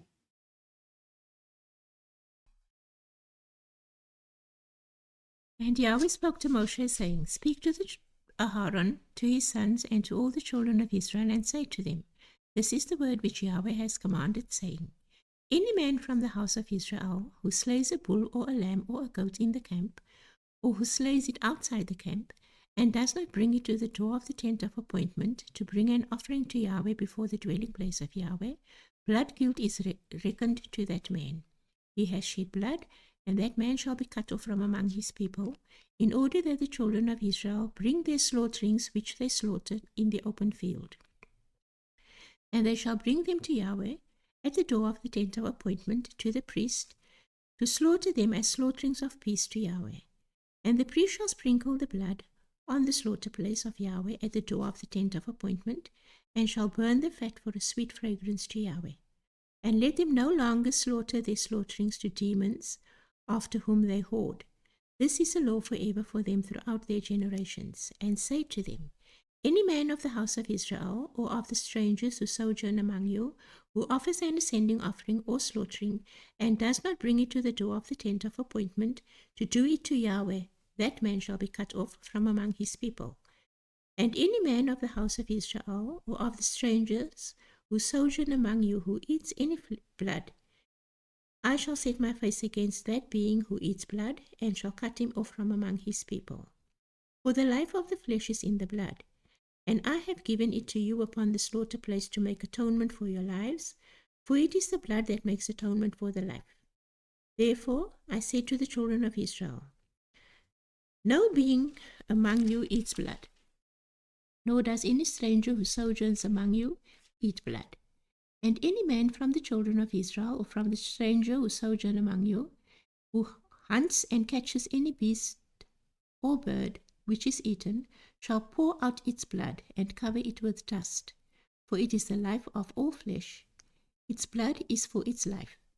And I said to the children of Israel, Do not eat the blood of any flesh, for the life of all flesh is its blood. Anyone eating it is cut off. And any being who eats a carcass, or what was torn by a beast, be he a native or a stranger, he shall wash his garments and bathe in water, and shall be unclean until evening, then he shall be clean. And if he does not wash it or bathe his body, then he shall bear his crookedness. Do you want to share something? No. Yes, I've got the mic. Yeah, got to get used to switching the mics. There's two mics here for those that don't know. And just before we go into this, I just want to clarify that the cyclical pattern of the Levitical priesthood was always of the coming good matters, as I've said many times. So the work that Aharon would do only once a year to come behind the veil, Messiah, through his atoning work, has given access.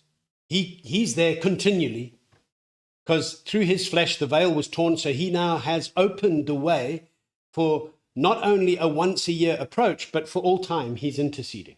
He's ever living to intercede for us, as I said, until the time when he does come out of the most set-apart place, when there is no more intercession and the line is drawn, you know. Okay, so chapter 17, we come to a chapter which primarily gives us the instruction not to eat blood. And you might ask, how does this fit in the flow of reading all about atonement? And we have to realize it fits perfectly in, because chapter 16 deals with the blood of the atonement and what is clean and unclean. And we've seen all the things coming to this point. And he makes it very clear in verse 11 that blood has been given to us on the slaughter place to make atonement for us. And it's the blood that makes atonement for the life. Without the blood of Yeshua Messiah, we have no life. And having said that, we understand that even the blood of animals carries life. And while they were only a temporary covering in the service of the tabernacle, the blood of animals always, in the service of the tabernacle, that is, picture for us the atoning work, the coming good matters of the blood of Yeshua Messiah. Eating blood was a pagan fertility worship rite and a clear abomination in the eyes of Yahweh. And whatever's an abomination in Yahweh's eyes should be an abomination in our eyes. Now, in ancient times, you know, we're living in time where people are big gluttonous eaters of meat, as scripture talks. But in ancient times, meat was mainly eaten on special occasions and celebrations. And it offered great hospitality for a large amount of people. Because you've got to think, if you're going to kill a bull or a lamb for a celebration, you need a lot of people to be eating it together. And almost any time an animal was slaughtered, it was offered up to something and not just simply killed. Here Yahweh is commanding that whenever an animal is slaughtered, it must be offered up to him. And what we take from this chapter is a clear lesson that we must learn today, is that we are to offer thanks to Yahweh for that which he provides and not be a partaker of that which is offered to idols or demons. Eating blood defiles us. We are the temple or the dwelling of Elohim. And he says that any man of the house of Israel who eats or drinks blood, he will cut them off. And we see in Yechezkiel the words of Elohim saying that the house of Israel had defiled themselves by eating blood, and because of that they could not possess the land. And this is in Yechezkiel 33, from verse 24 to 26. It says, Son of man, they who inhabit those ruins in the land of Israel are saying, Abraham was only one, and he inherited the land. But we are many. Let the land be given us as a possession.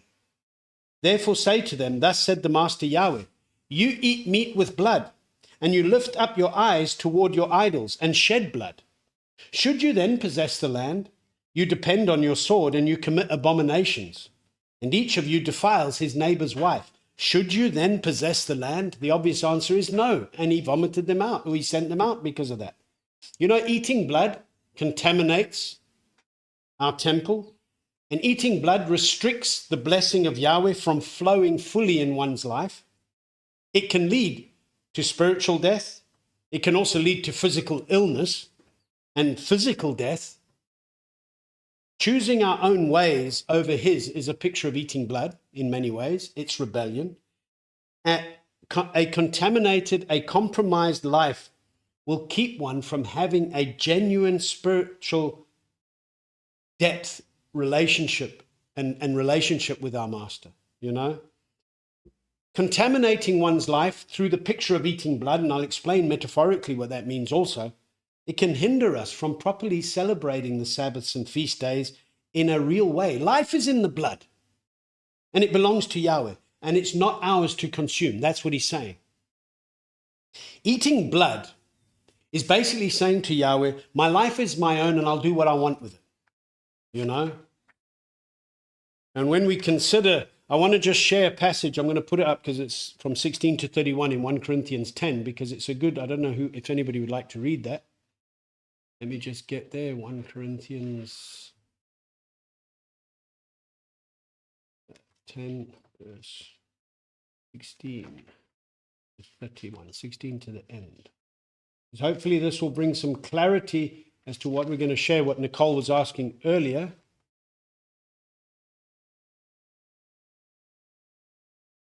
Verse 16 to 31, 16 to the end. Okay. The cup of blessing. The cup of blessing which we bless, is it not sharing in the blood of Messiah? The bread that we break, is it not sharing in the body of Messiah? Because there is one bread, we who are many are one body, for we all partake of the one bread. Look at Israel after the flesh. Are not those who eat of the slaughtering sharer in the slaughter place? But then do I say that an idol is of any value, or that which is slaughtered to idols is of any value? No, but what the nations slaughter, they slaughter to demons, and not to Elohim. And I do not wish you to become sharers with demons. You are not able to drink the cup of the master and the cup of demons. You are not able to partake of the table of the master and of the table of demons. Do we provoke the master to jealousy? Are we stronger than he? All is permitted me, but not all do profit. All is permitted me, but not all build up.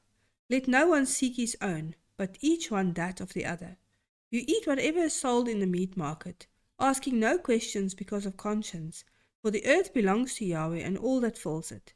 And if any of the unbelievers invite you, and you wish to go, you eat whatever is set before you, asking no question on account of the conscience. And if anyone says to you, this was slaughtered to idols, do not eat it, because of the one pointing it out to you, and on account of the conscience, for the earth belongs to Yahweh and all that fills it. Now I say conscience, not your own, but that of the other. For why is my freedom judged by another's conscience? But if I partake with thanks, why am I evil spoken of for what I give thanks?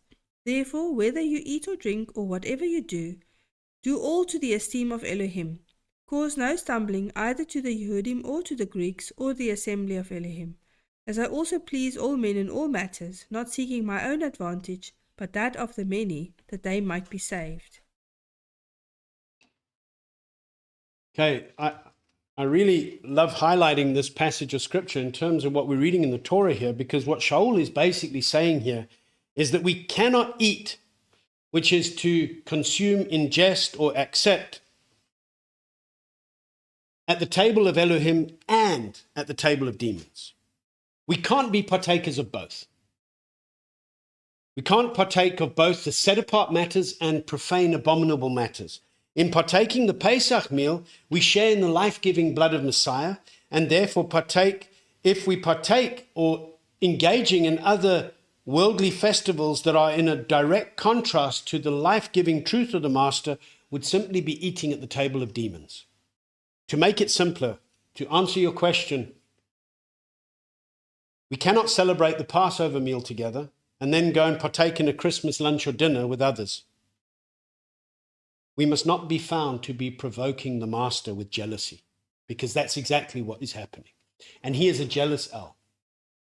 Shaul goes on to say, and that's why I wanted this entire passage in the context being read here, that our conscience or consciences for all of us are clear. Whatever we buy in the marketplace, we don't ask questions about it because the whole earth belongs to Yahweh. Now, people have twisted this passage when they don't know the Torah and the prophets. Here's a good example. If we're only presenting the renewed writings, you can twist the words of Shaul to mean whatever you want.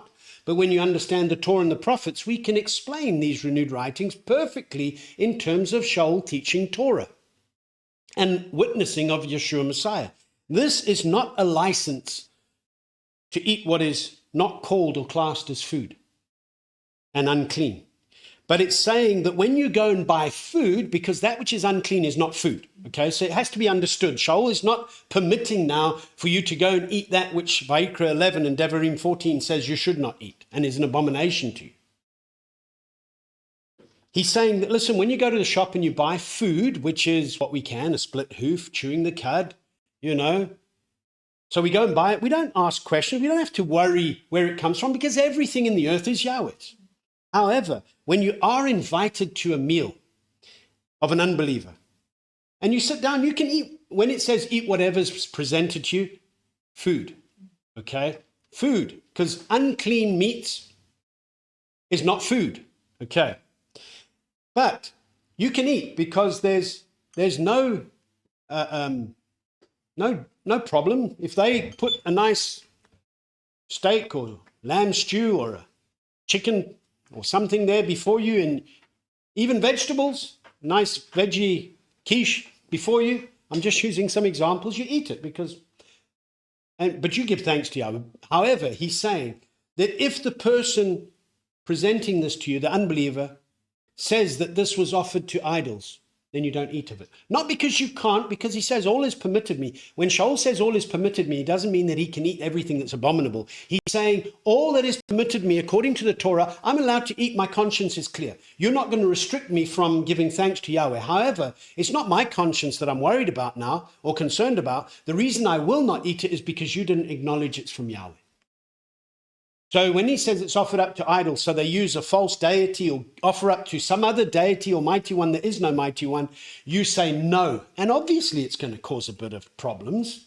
And for good reason, because we should get offended when people don't acknowledge it's Yahweh, quite frankly.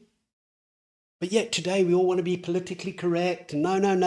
No. The concept in this chapter, and this is where people, you don't need to go to the market and look for a kosher stamp. We discussed that a few weeks ago, because it's all Yahweh's. And what is a clean animal is a clean animal.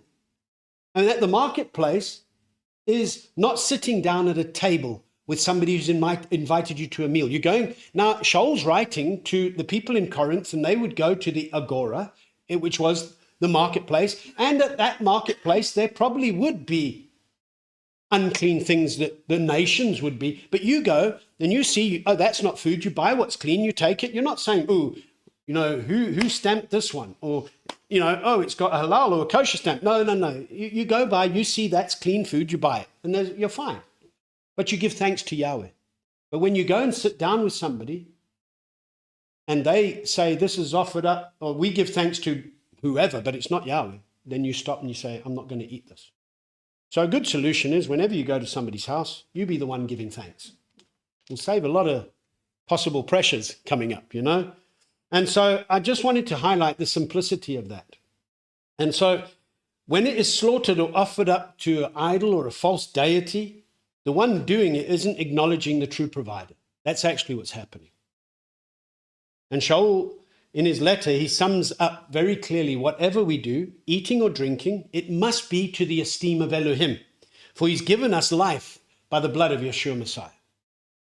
And what we recognize is that when Scripture speaks of eating the Pesach meal, and in doing so we're sharing in the blood of Yeshua Messiah, we get the warning, a clear warning that's also given to us, that it's, you know, having the matzot and the and grape juice at the Pesach meal in remembrance of our Master, that which he instituted on the last meal he had with his taught ones as a remembrance.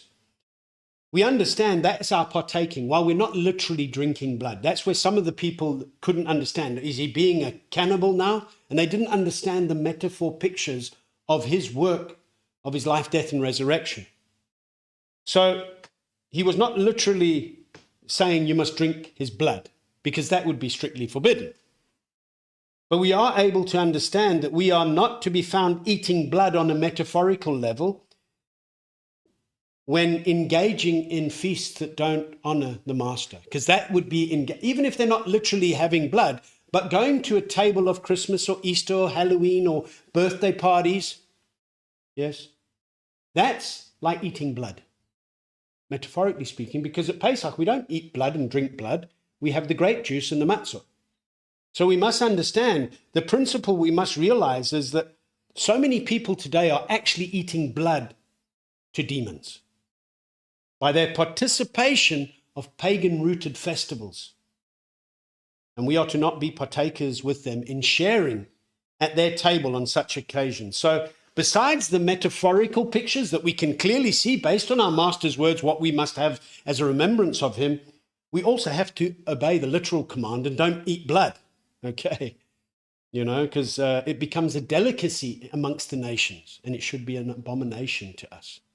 And sometimes people they think, oh, don't drink blood. They think of a witch standing around a pot and everyone drink. But I mean, when you eat the puddings that the nations make, the blood puddings, yes, sausages, yes, that is also, yes, people don't sometimes think about those things. They just see the witchcraft ritual, yes, that we were trained to think. Yes. Yeah. So why I say that we have to learn this on a literal level, this aspect, we also have to learn the parable behind it, because when we partake of the Pesach meal with the lamb, bitter herbs, and matzah, and then the cup of our Master, it's not literal blood, it's not his literal flesh, but we are partaking in that which is clean, to remember that.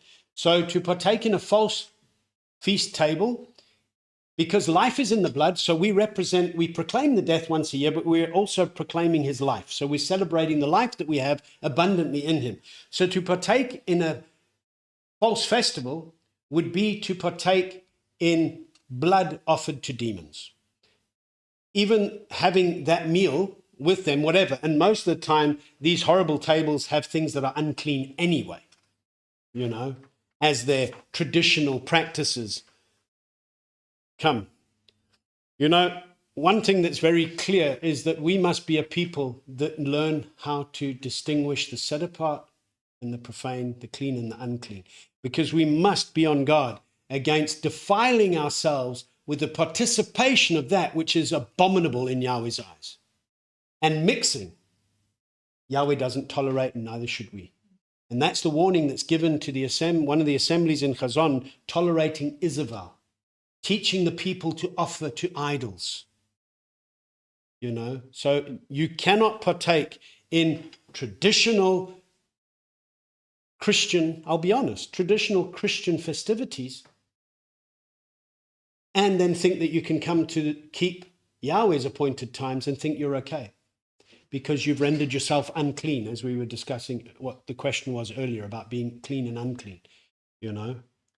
I think those are the obvious ones. Yes. Sometimes people do things that nations do, and they don't realize that those things are rooted in like the Festival of Lights, or I was thinking about the Oktoberfest that's in Germany or whatever. It's all, those are all rooted in fertility worship. Yes. But those things are not as obvious. Yeah. So we must always, when there's some thing going on, special occasion. Yes. Like even like New Year's parties or whatever, it's pagan rooted. Yes. Yeah. Well, not just there's lots of the things that pop up that because people become more mixed. Yeah. That you can join in without even realizing that you're participating. Yeah. Well, that's what we're going to discuss now, going into chapter 18, because it is what do not do as the nations do. So who's reading chapter 18? Rachel. Let me get there. Hold on. We got Corinthians there. Okay. And Yahweh spoke to Moshe, saying, Speak to the children of Israel, and say to them, I am Yahweh your Elohim. Do not do as they do in the land of Mitzrayim, where you dwelt. And do not do as they do in the land of Canaan, where I am bringing you, and do not walk in their laws. Do my right rulings and guard my laws, to walk in them. I am Yahweh your Elohim. And you shall guard my laws and my right rulings, which a man does and lives by them. I am Yahweh. No one is to approach anyone of his own flesh to uncover his nakedness. I am Yahweh. The nakedness of your father or the nakedness of your mother you do not uncover. She is your mother, you do not uncover her nakedness. The nakedness of your father's wife you do not uncover. It is your father's nakedness. The nakedness of your sister, the daughter of your father or the daughter of your mother, whether born at home or elsewhere, their nakedness you do not uncover. The nakedness of your son's daughter or your daughter's daughter, their nakedness you do not uncover, for theirs is your own nakedness. The nakedness of your father's wife's daughter, brought forth by your father, she is your sister, you do not uncover her nakedness. The nakedness of your father's sister you do not uncover, she is your father's flesh. The nakedness of your mother's sister you do not uncover, for she is your mother's flesh. The nakedness of your father's brother you do not uncover, you do not approach his wife, she is your aunt. The nakedness of your daughter-in-law you do not uncover, she is your son's wife, you do not uncover her nakedness. The nakedness of your brother's wife you do not uncover, it is your brother's nakedness. The nakedness of a woman and her daughter you do not uncover, nor do you take her son's daughter or her daughter's daughter to uncover her nakedness. They are her relatives, it is wickedness. And do not take a woman as a rival to her sister, to uncover her nakedness while the other is alive. And do not approach a woman to uncover her nakedness in her monthly separation of uncleanness. And do not have intercourse with the wife of your neighbor to defile yourself with her. And do not give any of your offspring to pass through to Molech. And do not profane the name of your Elohim. I am Yahweh. And do not lie with a male as with a woman. It is an abomination. And do not have intercourse with any beast to defile yourself with it. And a woman does not stand before a beast to mate with it. It is a perversion. And do not defile yourselves with all these, for by all these the nations are defiled, which I am driving out before you. Thus the land became defiled, therefore I punished it for its crookedness, and the land vomited out its inhabitants. But you shall guard my laws and my right rulings, and not do any of these abominations, the native nor stranger who sojourns among you. Because the men of the land who were before you have done all these abominations, and thus the land became defiled. So let not the land vomit you out for defiling it, as it vomited out the nations that were before you. For whoever does any of these abominations, those beings who do them shall be cut off from among their people. And you shall guard my charge, so as not to do any of these abominable laws which were done before you, so as not to defile yourselves by them. I am Yahweh your Elohim.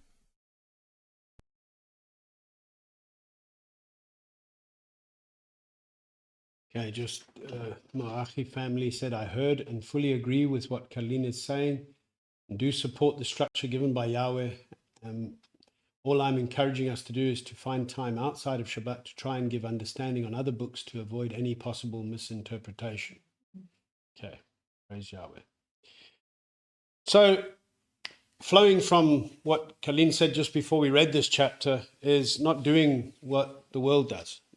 Do not do as they do. This chapter highlights the instructions in regards to not following those very sick and twisted and perverted, abominable practices that the world does when they're not following Elohim. In verse 1, we see the instructions begin with the clear words to Moshe that he was to relate to Israel, saying, I am Yahweh your Elohim. And at the end of the chapter, I am Yahweh your Elohim. I mean, these are like header and footer, in case you didn't know who's actually giving the instructions. These words are so critical for us to understand as children of the Most High. We have to be reminded whose instructions these are. I think you were touching on something over the last couple of days is in terms of, who is king? Is Yahweh king or are you king? Because is Yahweh doing what you want or are you doing what he wants? And so many people today who neglect to walk in the Torah while claiming to be believers, when you ask them what the first of the 10 commandments are, they'll often start with, you shall not have any mighty ones before me. But they neglect to start with the correct phrase, I am Yahweh your Elohim who brought you out of Mitzrayim. Because they don't know the one who's giving the commands. And when you don't know the one who's giving your commands, you're not going to guard his commands. Because by this we know that we know him when we guard his commands.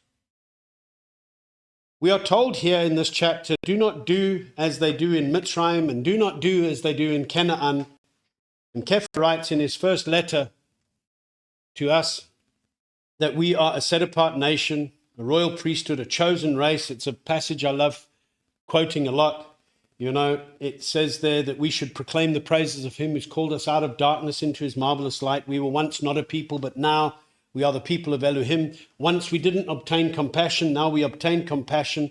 Beloved ones, I appeal to you as strangers and sojourners, or appeal to you as sojourners and pilgrims, to abstain from fleshly lusts which battle against the life, having your behavior among the nations good, so that when they speak against you as evildoers, let them, by observing your good works, esteem Elohim in a day of visitation. That day of visitation is what we're talking about in terms of Yom Kippur yesterday. We are sojourners and pilgrims. Our residency is in the heavens. We're ambassadors here, and we are trustworthy witnesses of a reign that is coming.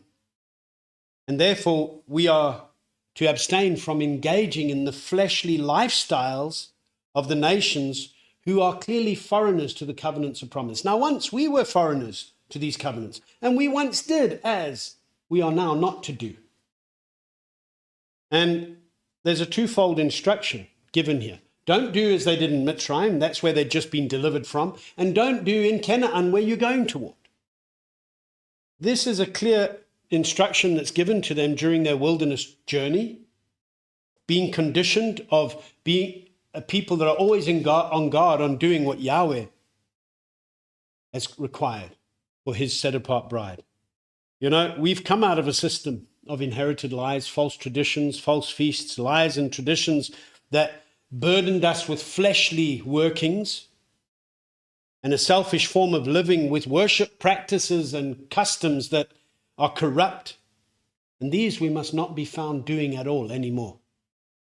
I like what Kathleen said earlier about, when we think of drinking blood, the image that we've been trained at, most of us, is even through this, the stories for kids and the movies that are made, you get this picture of a cauldron with witches around, and it's all, or it's only the Satanists that do that. But we've got to understand that what seems to be innocent by many, it doesn't really mean that, is just as corrupt as the picture that we only see in the flesh as corrupt. In Yahweh's eyes, when it's not set apart, it's just as wicked as many would think standing around a pot casting spells is, That's the obvious ones, if you think about it. But this is a warning that's given to us. Do not do as they do in Mitzrayim, Be a separated people. Come out, touch not the unclean, then Yahweh will receive you. There are so many people that are continuing in the ways of falsehood and lies. And even though they say, yes, we know, that's not the way it's done, they continue in it. And they'll use the excuse, but we do it for the children, or we do it for this. No, you actually lust after that. That's the lust of the flesh that has not been dealt with yet, Many of us might still have friends and family who are still in Mitzrayim, so to speak, metaphorically speaking.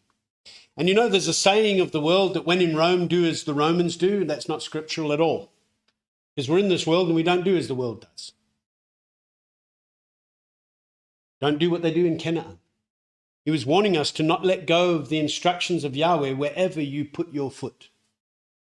Falling into the ways of and the mindset of the world as we go forward is a clear danger that we must be on guard against continually. We know what we've come out from, and we must be on guard against being corrupted by what we're walking in the Master.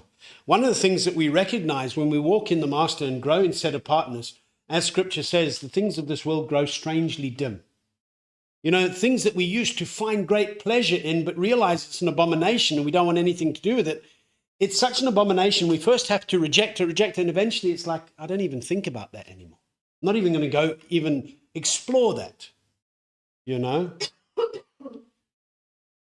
Don't walk in their laws. Don't do as they do. This is a clear instruction that's been given here. Their laws could also be referred to as their customs, their way of doing things. And so if it's not, this isn't referring to the Torah, because a lot of people love to take passages out and, you know, we shouldn't be doing according to, and they always say there as in the people who used to walk with Yahweh. No, this isn't referring to Yahweh's laws. Yahweh wants us to be walking in his laws, his Torah. We have the Torah, and we must be on guard against falling prey to man-made institutionalized religion that has, in one form or another, taken away or added to the Torah in order to present their justification for customs that don't line up with pure set apartness. You know, one of the dangers of coming out of Mitzrayim, I see this as in many ways, Mitzrayim can represent the world. We know Babylon, as we know Canaan is a thing, but Babylon also represents a corrupt system of worship. Canaan was offering to idols and doing things that Yahweh hated. Don't do that. So we see these pictures in Scripture, what Yahweh's calling us out from. He's not calling us, as Shaul says, I'm not saying you must leave the world, because if I'm not calling you to do that. And Yeshua, when he prayed in Yochanan 17, prayed, not that we are taken out from the world, but that we are protected from the wicked one. Because we're to be a light. And being a light doesn't mean we switch off the light and partake with those in darkness. But we are to actually, through our witness of saying no, when somebody gives thanks to another mighty one, it's a part of that. That's what the nations do. But I'm not going to eat with you. Not because I can't have the food. I'm actually putting my foot down and saying, you didn't acknowledge Yahweh, so I'm not partaking with you at this table. Be offended if you will, but you're offending Yahweh. You know? And we must be on guard against corrupt traditions that have been established as teachings of man and taught as commands when the Torah has been cast aside. We are to hear God and do. This is what Yahweh is saying here. Guard these words, guard my laws, guard my right rulings, guard my charge. All of these words are clear witnesses of the explicit instructions that Yahweh has given us for set-apart living. Guarding can't be done if one is not attentive and alert to the ways of Yahweh. His laws are the very statutes that have been written and set forth for us for daily living. And when we say his law is no longer applicable, you're basically saying you're a lawless one. And the fate of the lawless, I don't like that word, sorry. The end of the lawless is death. And we are to walk before the Master. You know, Micah tells us what is good for us to do and what Yahweh requires of us. And you all know that. It's to do right, to love loving commitment and walk humbly with your Elohim. It's as simple as that. We spoke about yesterday being a lesson against pride, that we humble ourselves before the Master. And we see, we could go on for a lot of examples, and maybe we should touch on some, because like Colleen said, there are obvious ones, but then what about the subtle ones? You know, I've done an article which you can go and read about birthday celebrations. Should we be partaking in them? There's nothing wrong with giving thanks for the life that we have. There's nothing wrong with coming and saying to Yahweh when we count our days and things like that. But going through the ritualistic traditions of certain things related to birthday parties actually goes against the clear witness of the light and life we have in the Master. And a lot of them are rooted in occultic practices that are supposed to protect the one celebrating a birthday from the dead, such as blowing out candles around a cake, giving presents. They're all occultic ways of appeasing the spirits of the departed. And this is what people don't realize. Oh no, we're just having fun. I encourage you to go read the article, because when we learn from Scripture, as we've been saying, from Bereshit to Chazon, we learn from that as the plumb line, the pattern by which we stand, so that we can learn every life matter and how we deal with things. So then when we look in Scripture, I'm using birthdays as one example.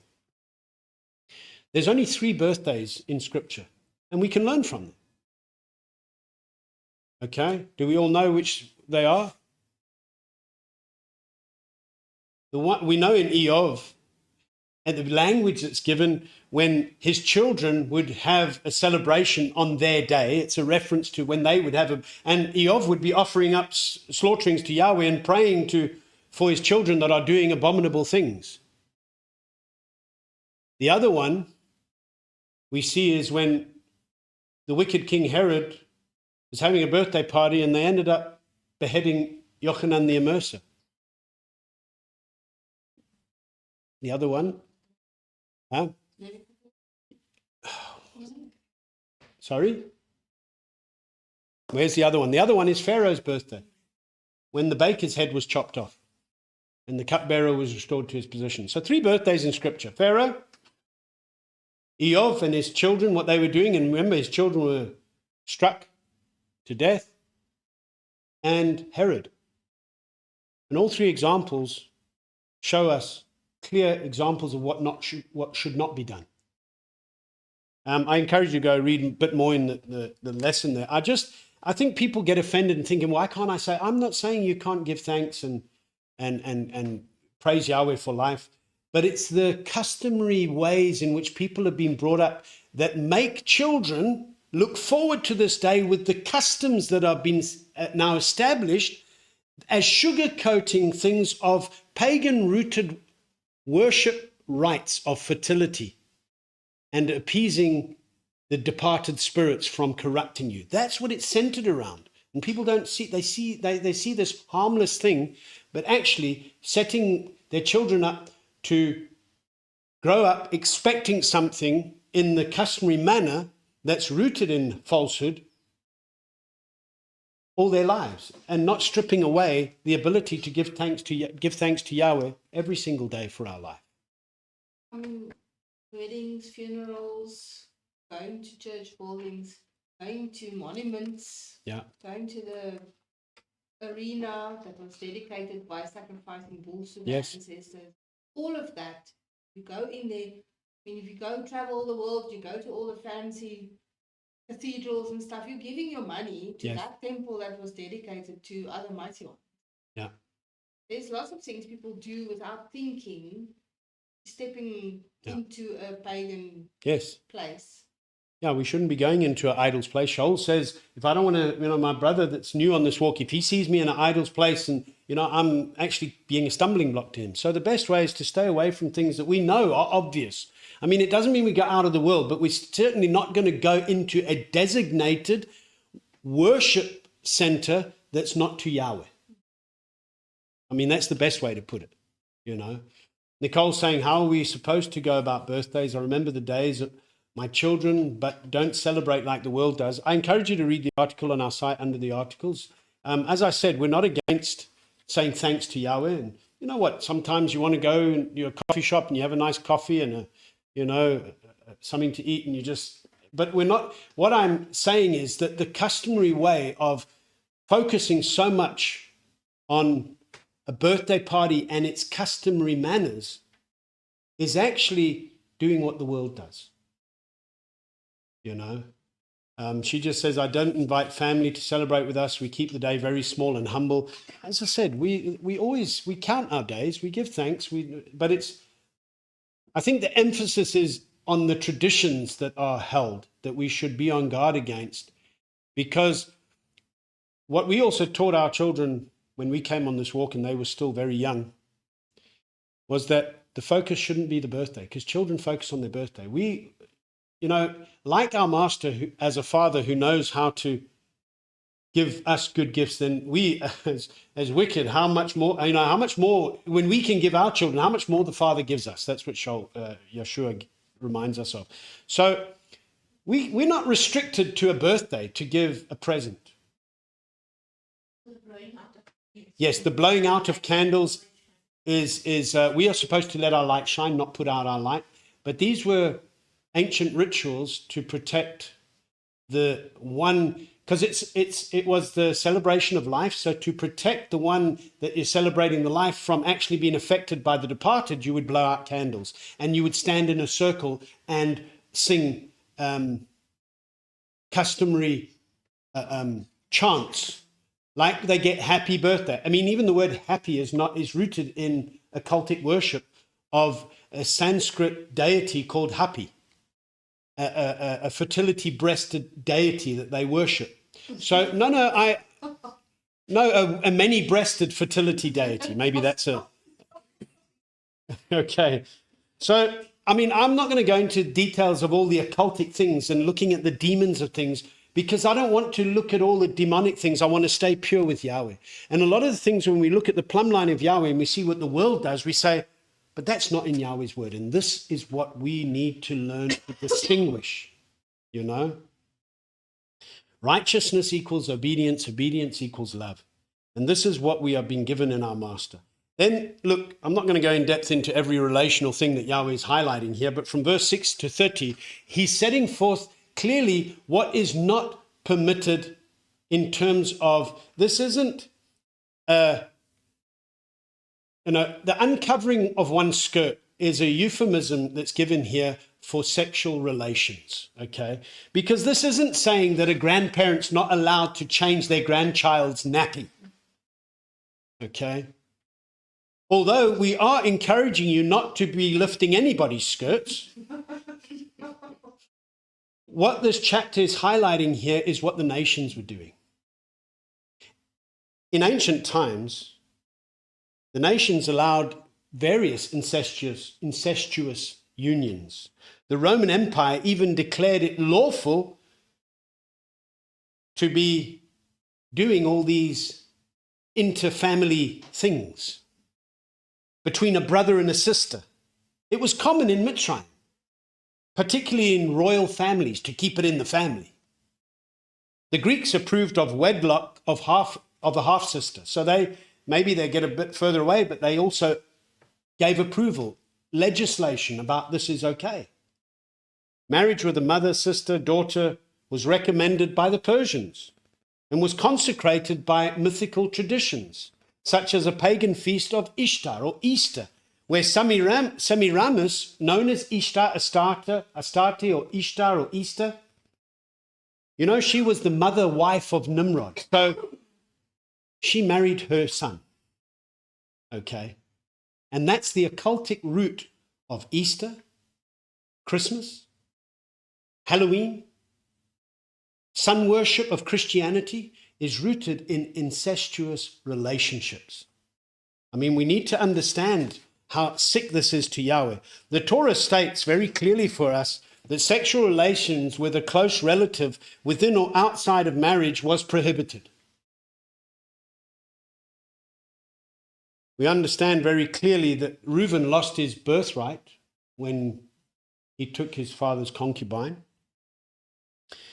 The rest of the verses here are very explanatory, very clear in self-explanatory ways, teaching us what we shouldn't be doing.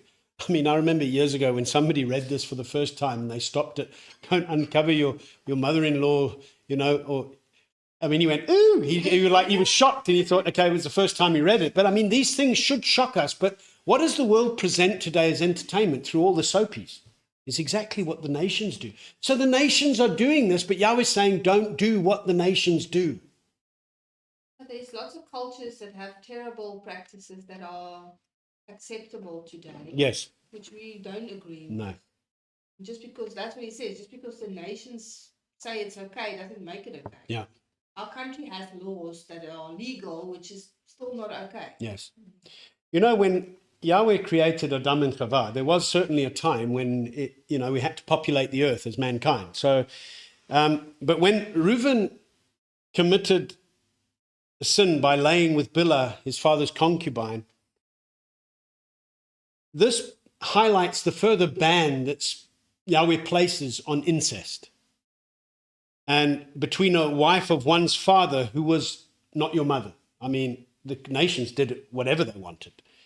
But when we look at this, we understand that this highlights for me, when we look at this Torah and the establishment of who you are able to have relations with and who you're not able to have relations with, it highlights the clear fact that Yeshua is Yahweh.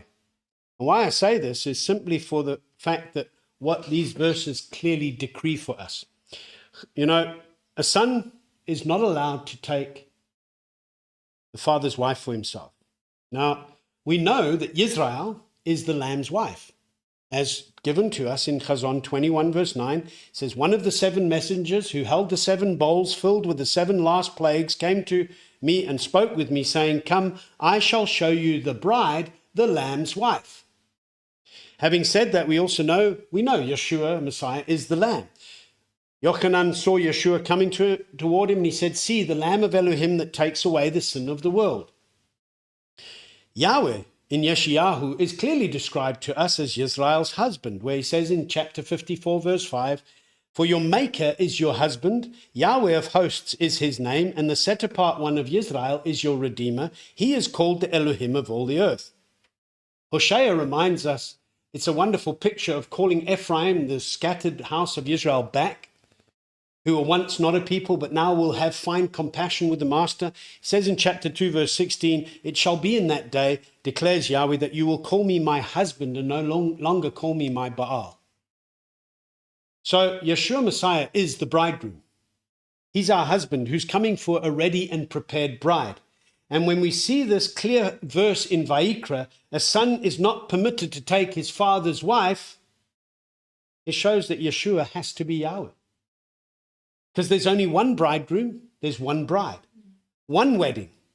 Yahweh has not given his bride to another, but rather he himself has come to save his bride.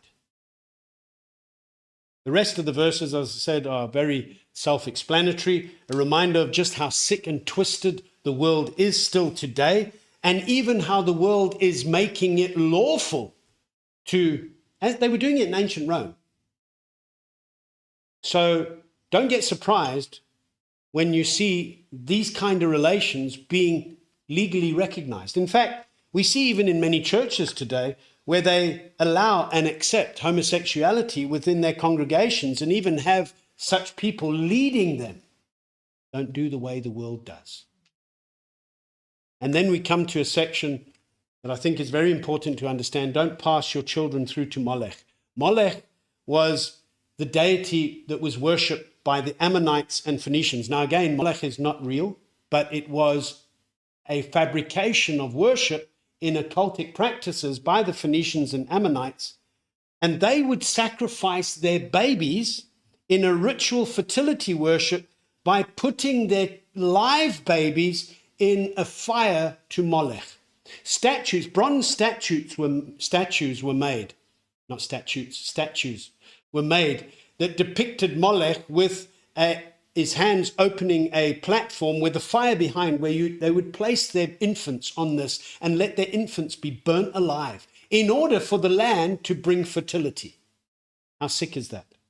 They would then take the ashes of their infants and sprinkle it on the lands with the hope that Molech and other deities would come together, mate, and bring fertility in the land. That's how sick it is.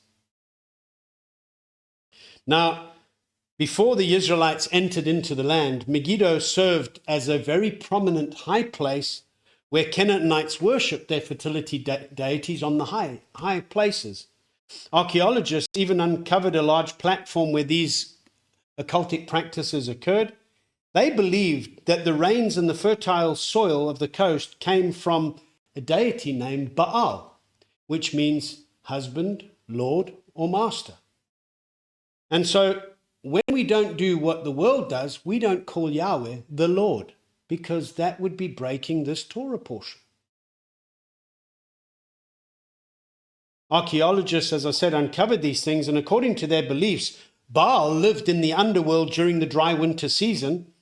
When spring came, he would return to the earth to sleep with his mistress Asherah, because there would be Asherah poles next to the slaughter places to Baal. Asherah, also known as Astarte or Ishtar, a Canaanite female deity of fortune and happiness, so that when these two would mate, the rains would come for the land and the land would bring forth its fertility. Now, to encourage Baal to return from being in the underworld, the Canaanites sacrificed their firstborns alive. And the priests and priestesses of Baal would engage publicly in sexual acts on the slaughter places in front of everybody to see, in terms of spurring on Baal and Asherah to get on with life so that they could have the land be fertile. In fact, people were designated in high positions as occultic prostitutes. And Yahweh says, let none of you be a prostitute or a male prostitute. Canaanite worship distorted the two most precious gifts that Elohim gave to us, life and the intimacy between a husband and a wife. You know, Elohim placed his people in Canaan that he promised to Abraham to confront the evil practices of the pagans, to drive it out. The sad reality is Israel resorted to joining with what they were doing and didn't listen to these instructions, because archaeologists further found urns with infant bones which inscribed to them were to Molech, and the name of the infant that were in these urns. And many of them ended with Yah, showing that these were Israelites that were offering their children to Molech. Now it's in 2 Kings 23 verse 10, because these things that were done in the Hinnom Valley just outside Jerusalem. And because this custom was so sickening to Yahweh, the righteous king Yoshiyahu, which was prophesied many sovereigns before would do this, he changed this place into a dumping ground where garbage was burned, and it was no longer fit for any use other than for garbage. It says in 2 Kings 23 verse 10, he defiled Topheth, which is in the valley of the son of Hinnom, so that no man could make his son or daughter pass through fire to Molech. Now Molech means he who rules, or one who rules. So when we understand this, in applying this today, we take great lessons in recognizing this still is a very applicable command today. The one who rules. We know that our master is Melech, the king, the one who rules. And he's our judge, he's our lawgiver, he's our savior. He's the one that gives us the way we are to live. And he's the one that refines us through the fire of his word. So even passing through the fire to Molech, it's a picture of what's refining you, what's teaching you, what is having rule over you. Today, parents are relinquishing their responsibility that Yahweh has given to parents to train up their children in his ways, and giving it over to the refining ways of a corrupt world. Now, while not everybody may be able to homeschool, we understand that, it doesn't relinquish a parent's responsibility to making sure what their children are learning, they are able to filter out and refine what should not be learned. It will be very And it's very difficult to today. school these days. It is getting harder and harder and harder, you know. So many are still giving their children to Molech in order to be fertile in their lives, because they might be chasing wealth, and so they hand their children off to a system that's refining them. And the product of that is generation that's coming after the next generation is becoming even less, how can I say? Well, they're becoming more lawless, less respectful, and it's just getting progressively worse. We can see it.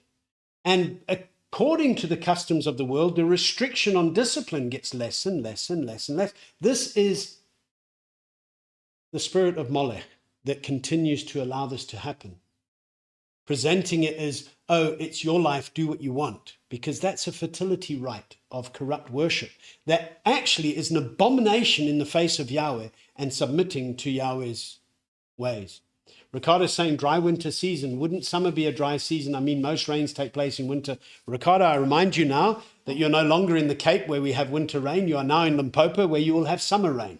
Okay, so in Israel, they also have the summer rains, and in winter, it's the dry season. So just, we do have different sections. So, All over the world. yeah. So I'm highlighting a couple of things here that might be shocking for us to hear, and for good reason, because sometimes we need to get shocked with the reality so that we don't find ourselves doing what the world does and thinking it's innocent. Karlin mentioned something earlier about stadiums that, I don't know all around the world, but in ancient times, the Colosseums where they would have these bloodbaths and people saw it as entertainment, letting slaves be devoured by beasts or devouring one another for sport and blood sport, if you want to call it. It's no different today. Many of the stadiums that have been set up for big sporting events in our country, even when we know a few years ago when they had the World Cup here, the way they inaugurated these new stadiums was by slaughtering bulls and their blood on the fields. So we wouldn't even want to go and partake in that, And there are believers today that break Sabbath to go to sporting events and think, but I'm not working on the Sabbath. It's an abomination in Yahweh's eyes. You're doing what the world does. And if you hear this and you've done it, then receive the discipline, get cleaned up, and don't do it again. That's the compassion and mercy that our Master has until he comes out of the most set-apart place, In the notes of the Torah portions today, we're almost at lunch, I do go through the very things that Yahweh finds as an abomination when we look at the Proverbs of Shlomo. So I'm not going to go into that, but there are things that Yahweh clearly identifies as being abominable in his eyes, an abomination to him. And if I say it again, if it is an abomination to Yahweh, it must be an abomination to us. If we come and say, yes, I know that's what Yahweh says, but that's a red flag for compromise. That's a red flag for doing what's right in your own eyes. And I just want to highlight, I'm not going to go into them, just highlight bullet points before we go, what Yahweh hates. In Mishle of Proverbs of Shlomo, he says he hates a proud look. He hates a lying tongue, or it's an abomination to him. Hands that shed innocent blood, hearts devising wicked schemes, feet that are quick to run to evil, a false witness breathing out lies, and one who causes strife among brothers. Lies. Did I say lives? Lies. Okay. The way of the wrong one is an abomination to Yahweh. He also tells us that. But he loves him who pursues righteousness. Righteousness is to God to do the commands. When you are pursuing it, that means that's your focus. There's nothing else going to take your attention away but to God, his commands at all costs, counting the cost. But the way of the wrong is not Yahweh's way, and it's abominable to him. So partaking in the things that the world does for fun is actually an abomination in Yahweh's eyes. And a lot of people need to get disciplined into realizing that what they see as fun in the world is abomination to Yahweh.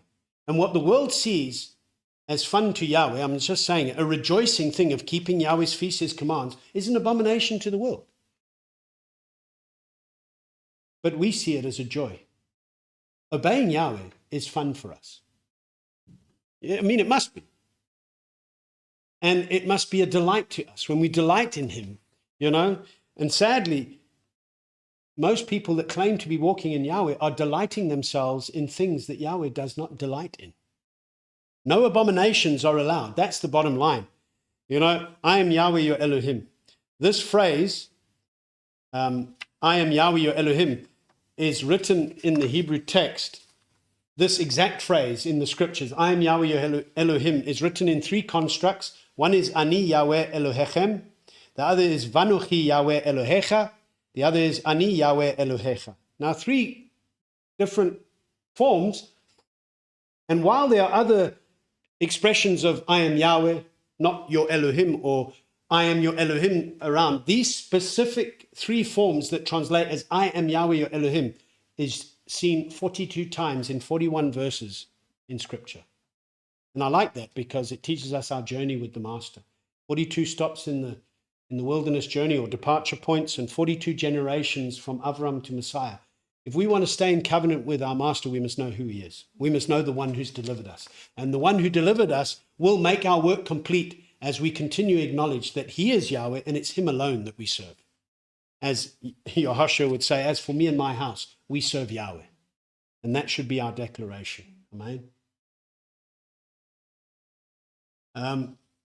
Nicole's saying, I hate having to send my daughter to Rome, in brackets school, but here we are obligated to otherwise we are in prison. When I mentioned that while it's not possible in the world today to do homeschool, because a lot of countries, it's illegal to homeschool, it's still a responsibility to be making sure what are the children. I mean, it takes a lot more effort and discipline, but Yahweh still holds us accountable as parents to making sure that, our children, give an example, your child comes home from school and said, oh, this is what they taught us. You should be able to say, but that's not, this is the right way, and there are things that they are learning, which is not evil, but we are able to filter out the things that we know shouldn't be shaping them to Molech, but rather molding them in Yahweh's design. Also we teach our children by example Yes. every day. Yes. Not just by saying words on the Sabbath. No. We must teach our children. That's why in Devarim it says, when you walk along the way, when you sit down, when you stand up, I don't know if I got all that in the right order, but it really means your whole life should be already witnessing and teaching them along with the words that you speak. But you can't just force a child on Shabbat to shut up and listen to what you say when the rest of the week you're doing what the world does, because you're sending a mixed message, And Nicole's saying every day correcting what they've been taught. Yes, it's good. And Joshua is saying amen and amen. Ricardo's saying, you don't even have to go to a sporting event to break the Sabbath. Even watching sport at home that takes place on the Sabbath is breaking the Sabbath. Yes. I'm not against a bit of sport here and there. Some people like it, but if a lot of times people on this walk, they come and say, no, I recorded it, I'm going to watch after. If it took place on the Sabbath, don't even watch it, because you're supporting those that are breaking the Sabbath. You're joining with them. And let's be a set-apart people. There's so much more joy in Yahweh than a fleeting moment of excitement that most of the time the people get disappointed in anyway. So. Okay, on that note, we're going to close for lunch, and we're going to dig into Yechezkiel after lunch and learn some further instructions in being on guard against falling away and keeping our stand firm in the Master. Let's pray. Master Yahweh, we thank you that we can sit here today, having gone through Wayyiqra 16 to 18, and especially after having celebrated a wonderful day of Yom Kippur yesterday. We thank you that we continually are reminded of your redeeming work that you've begun in our lives, and that which we are expectant to see being completed when you come to fetch us.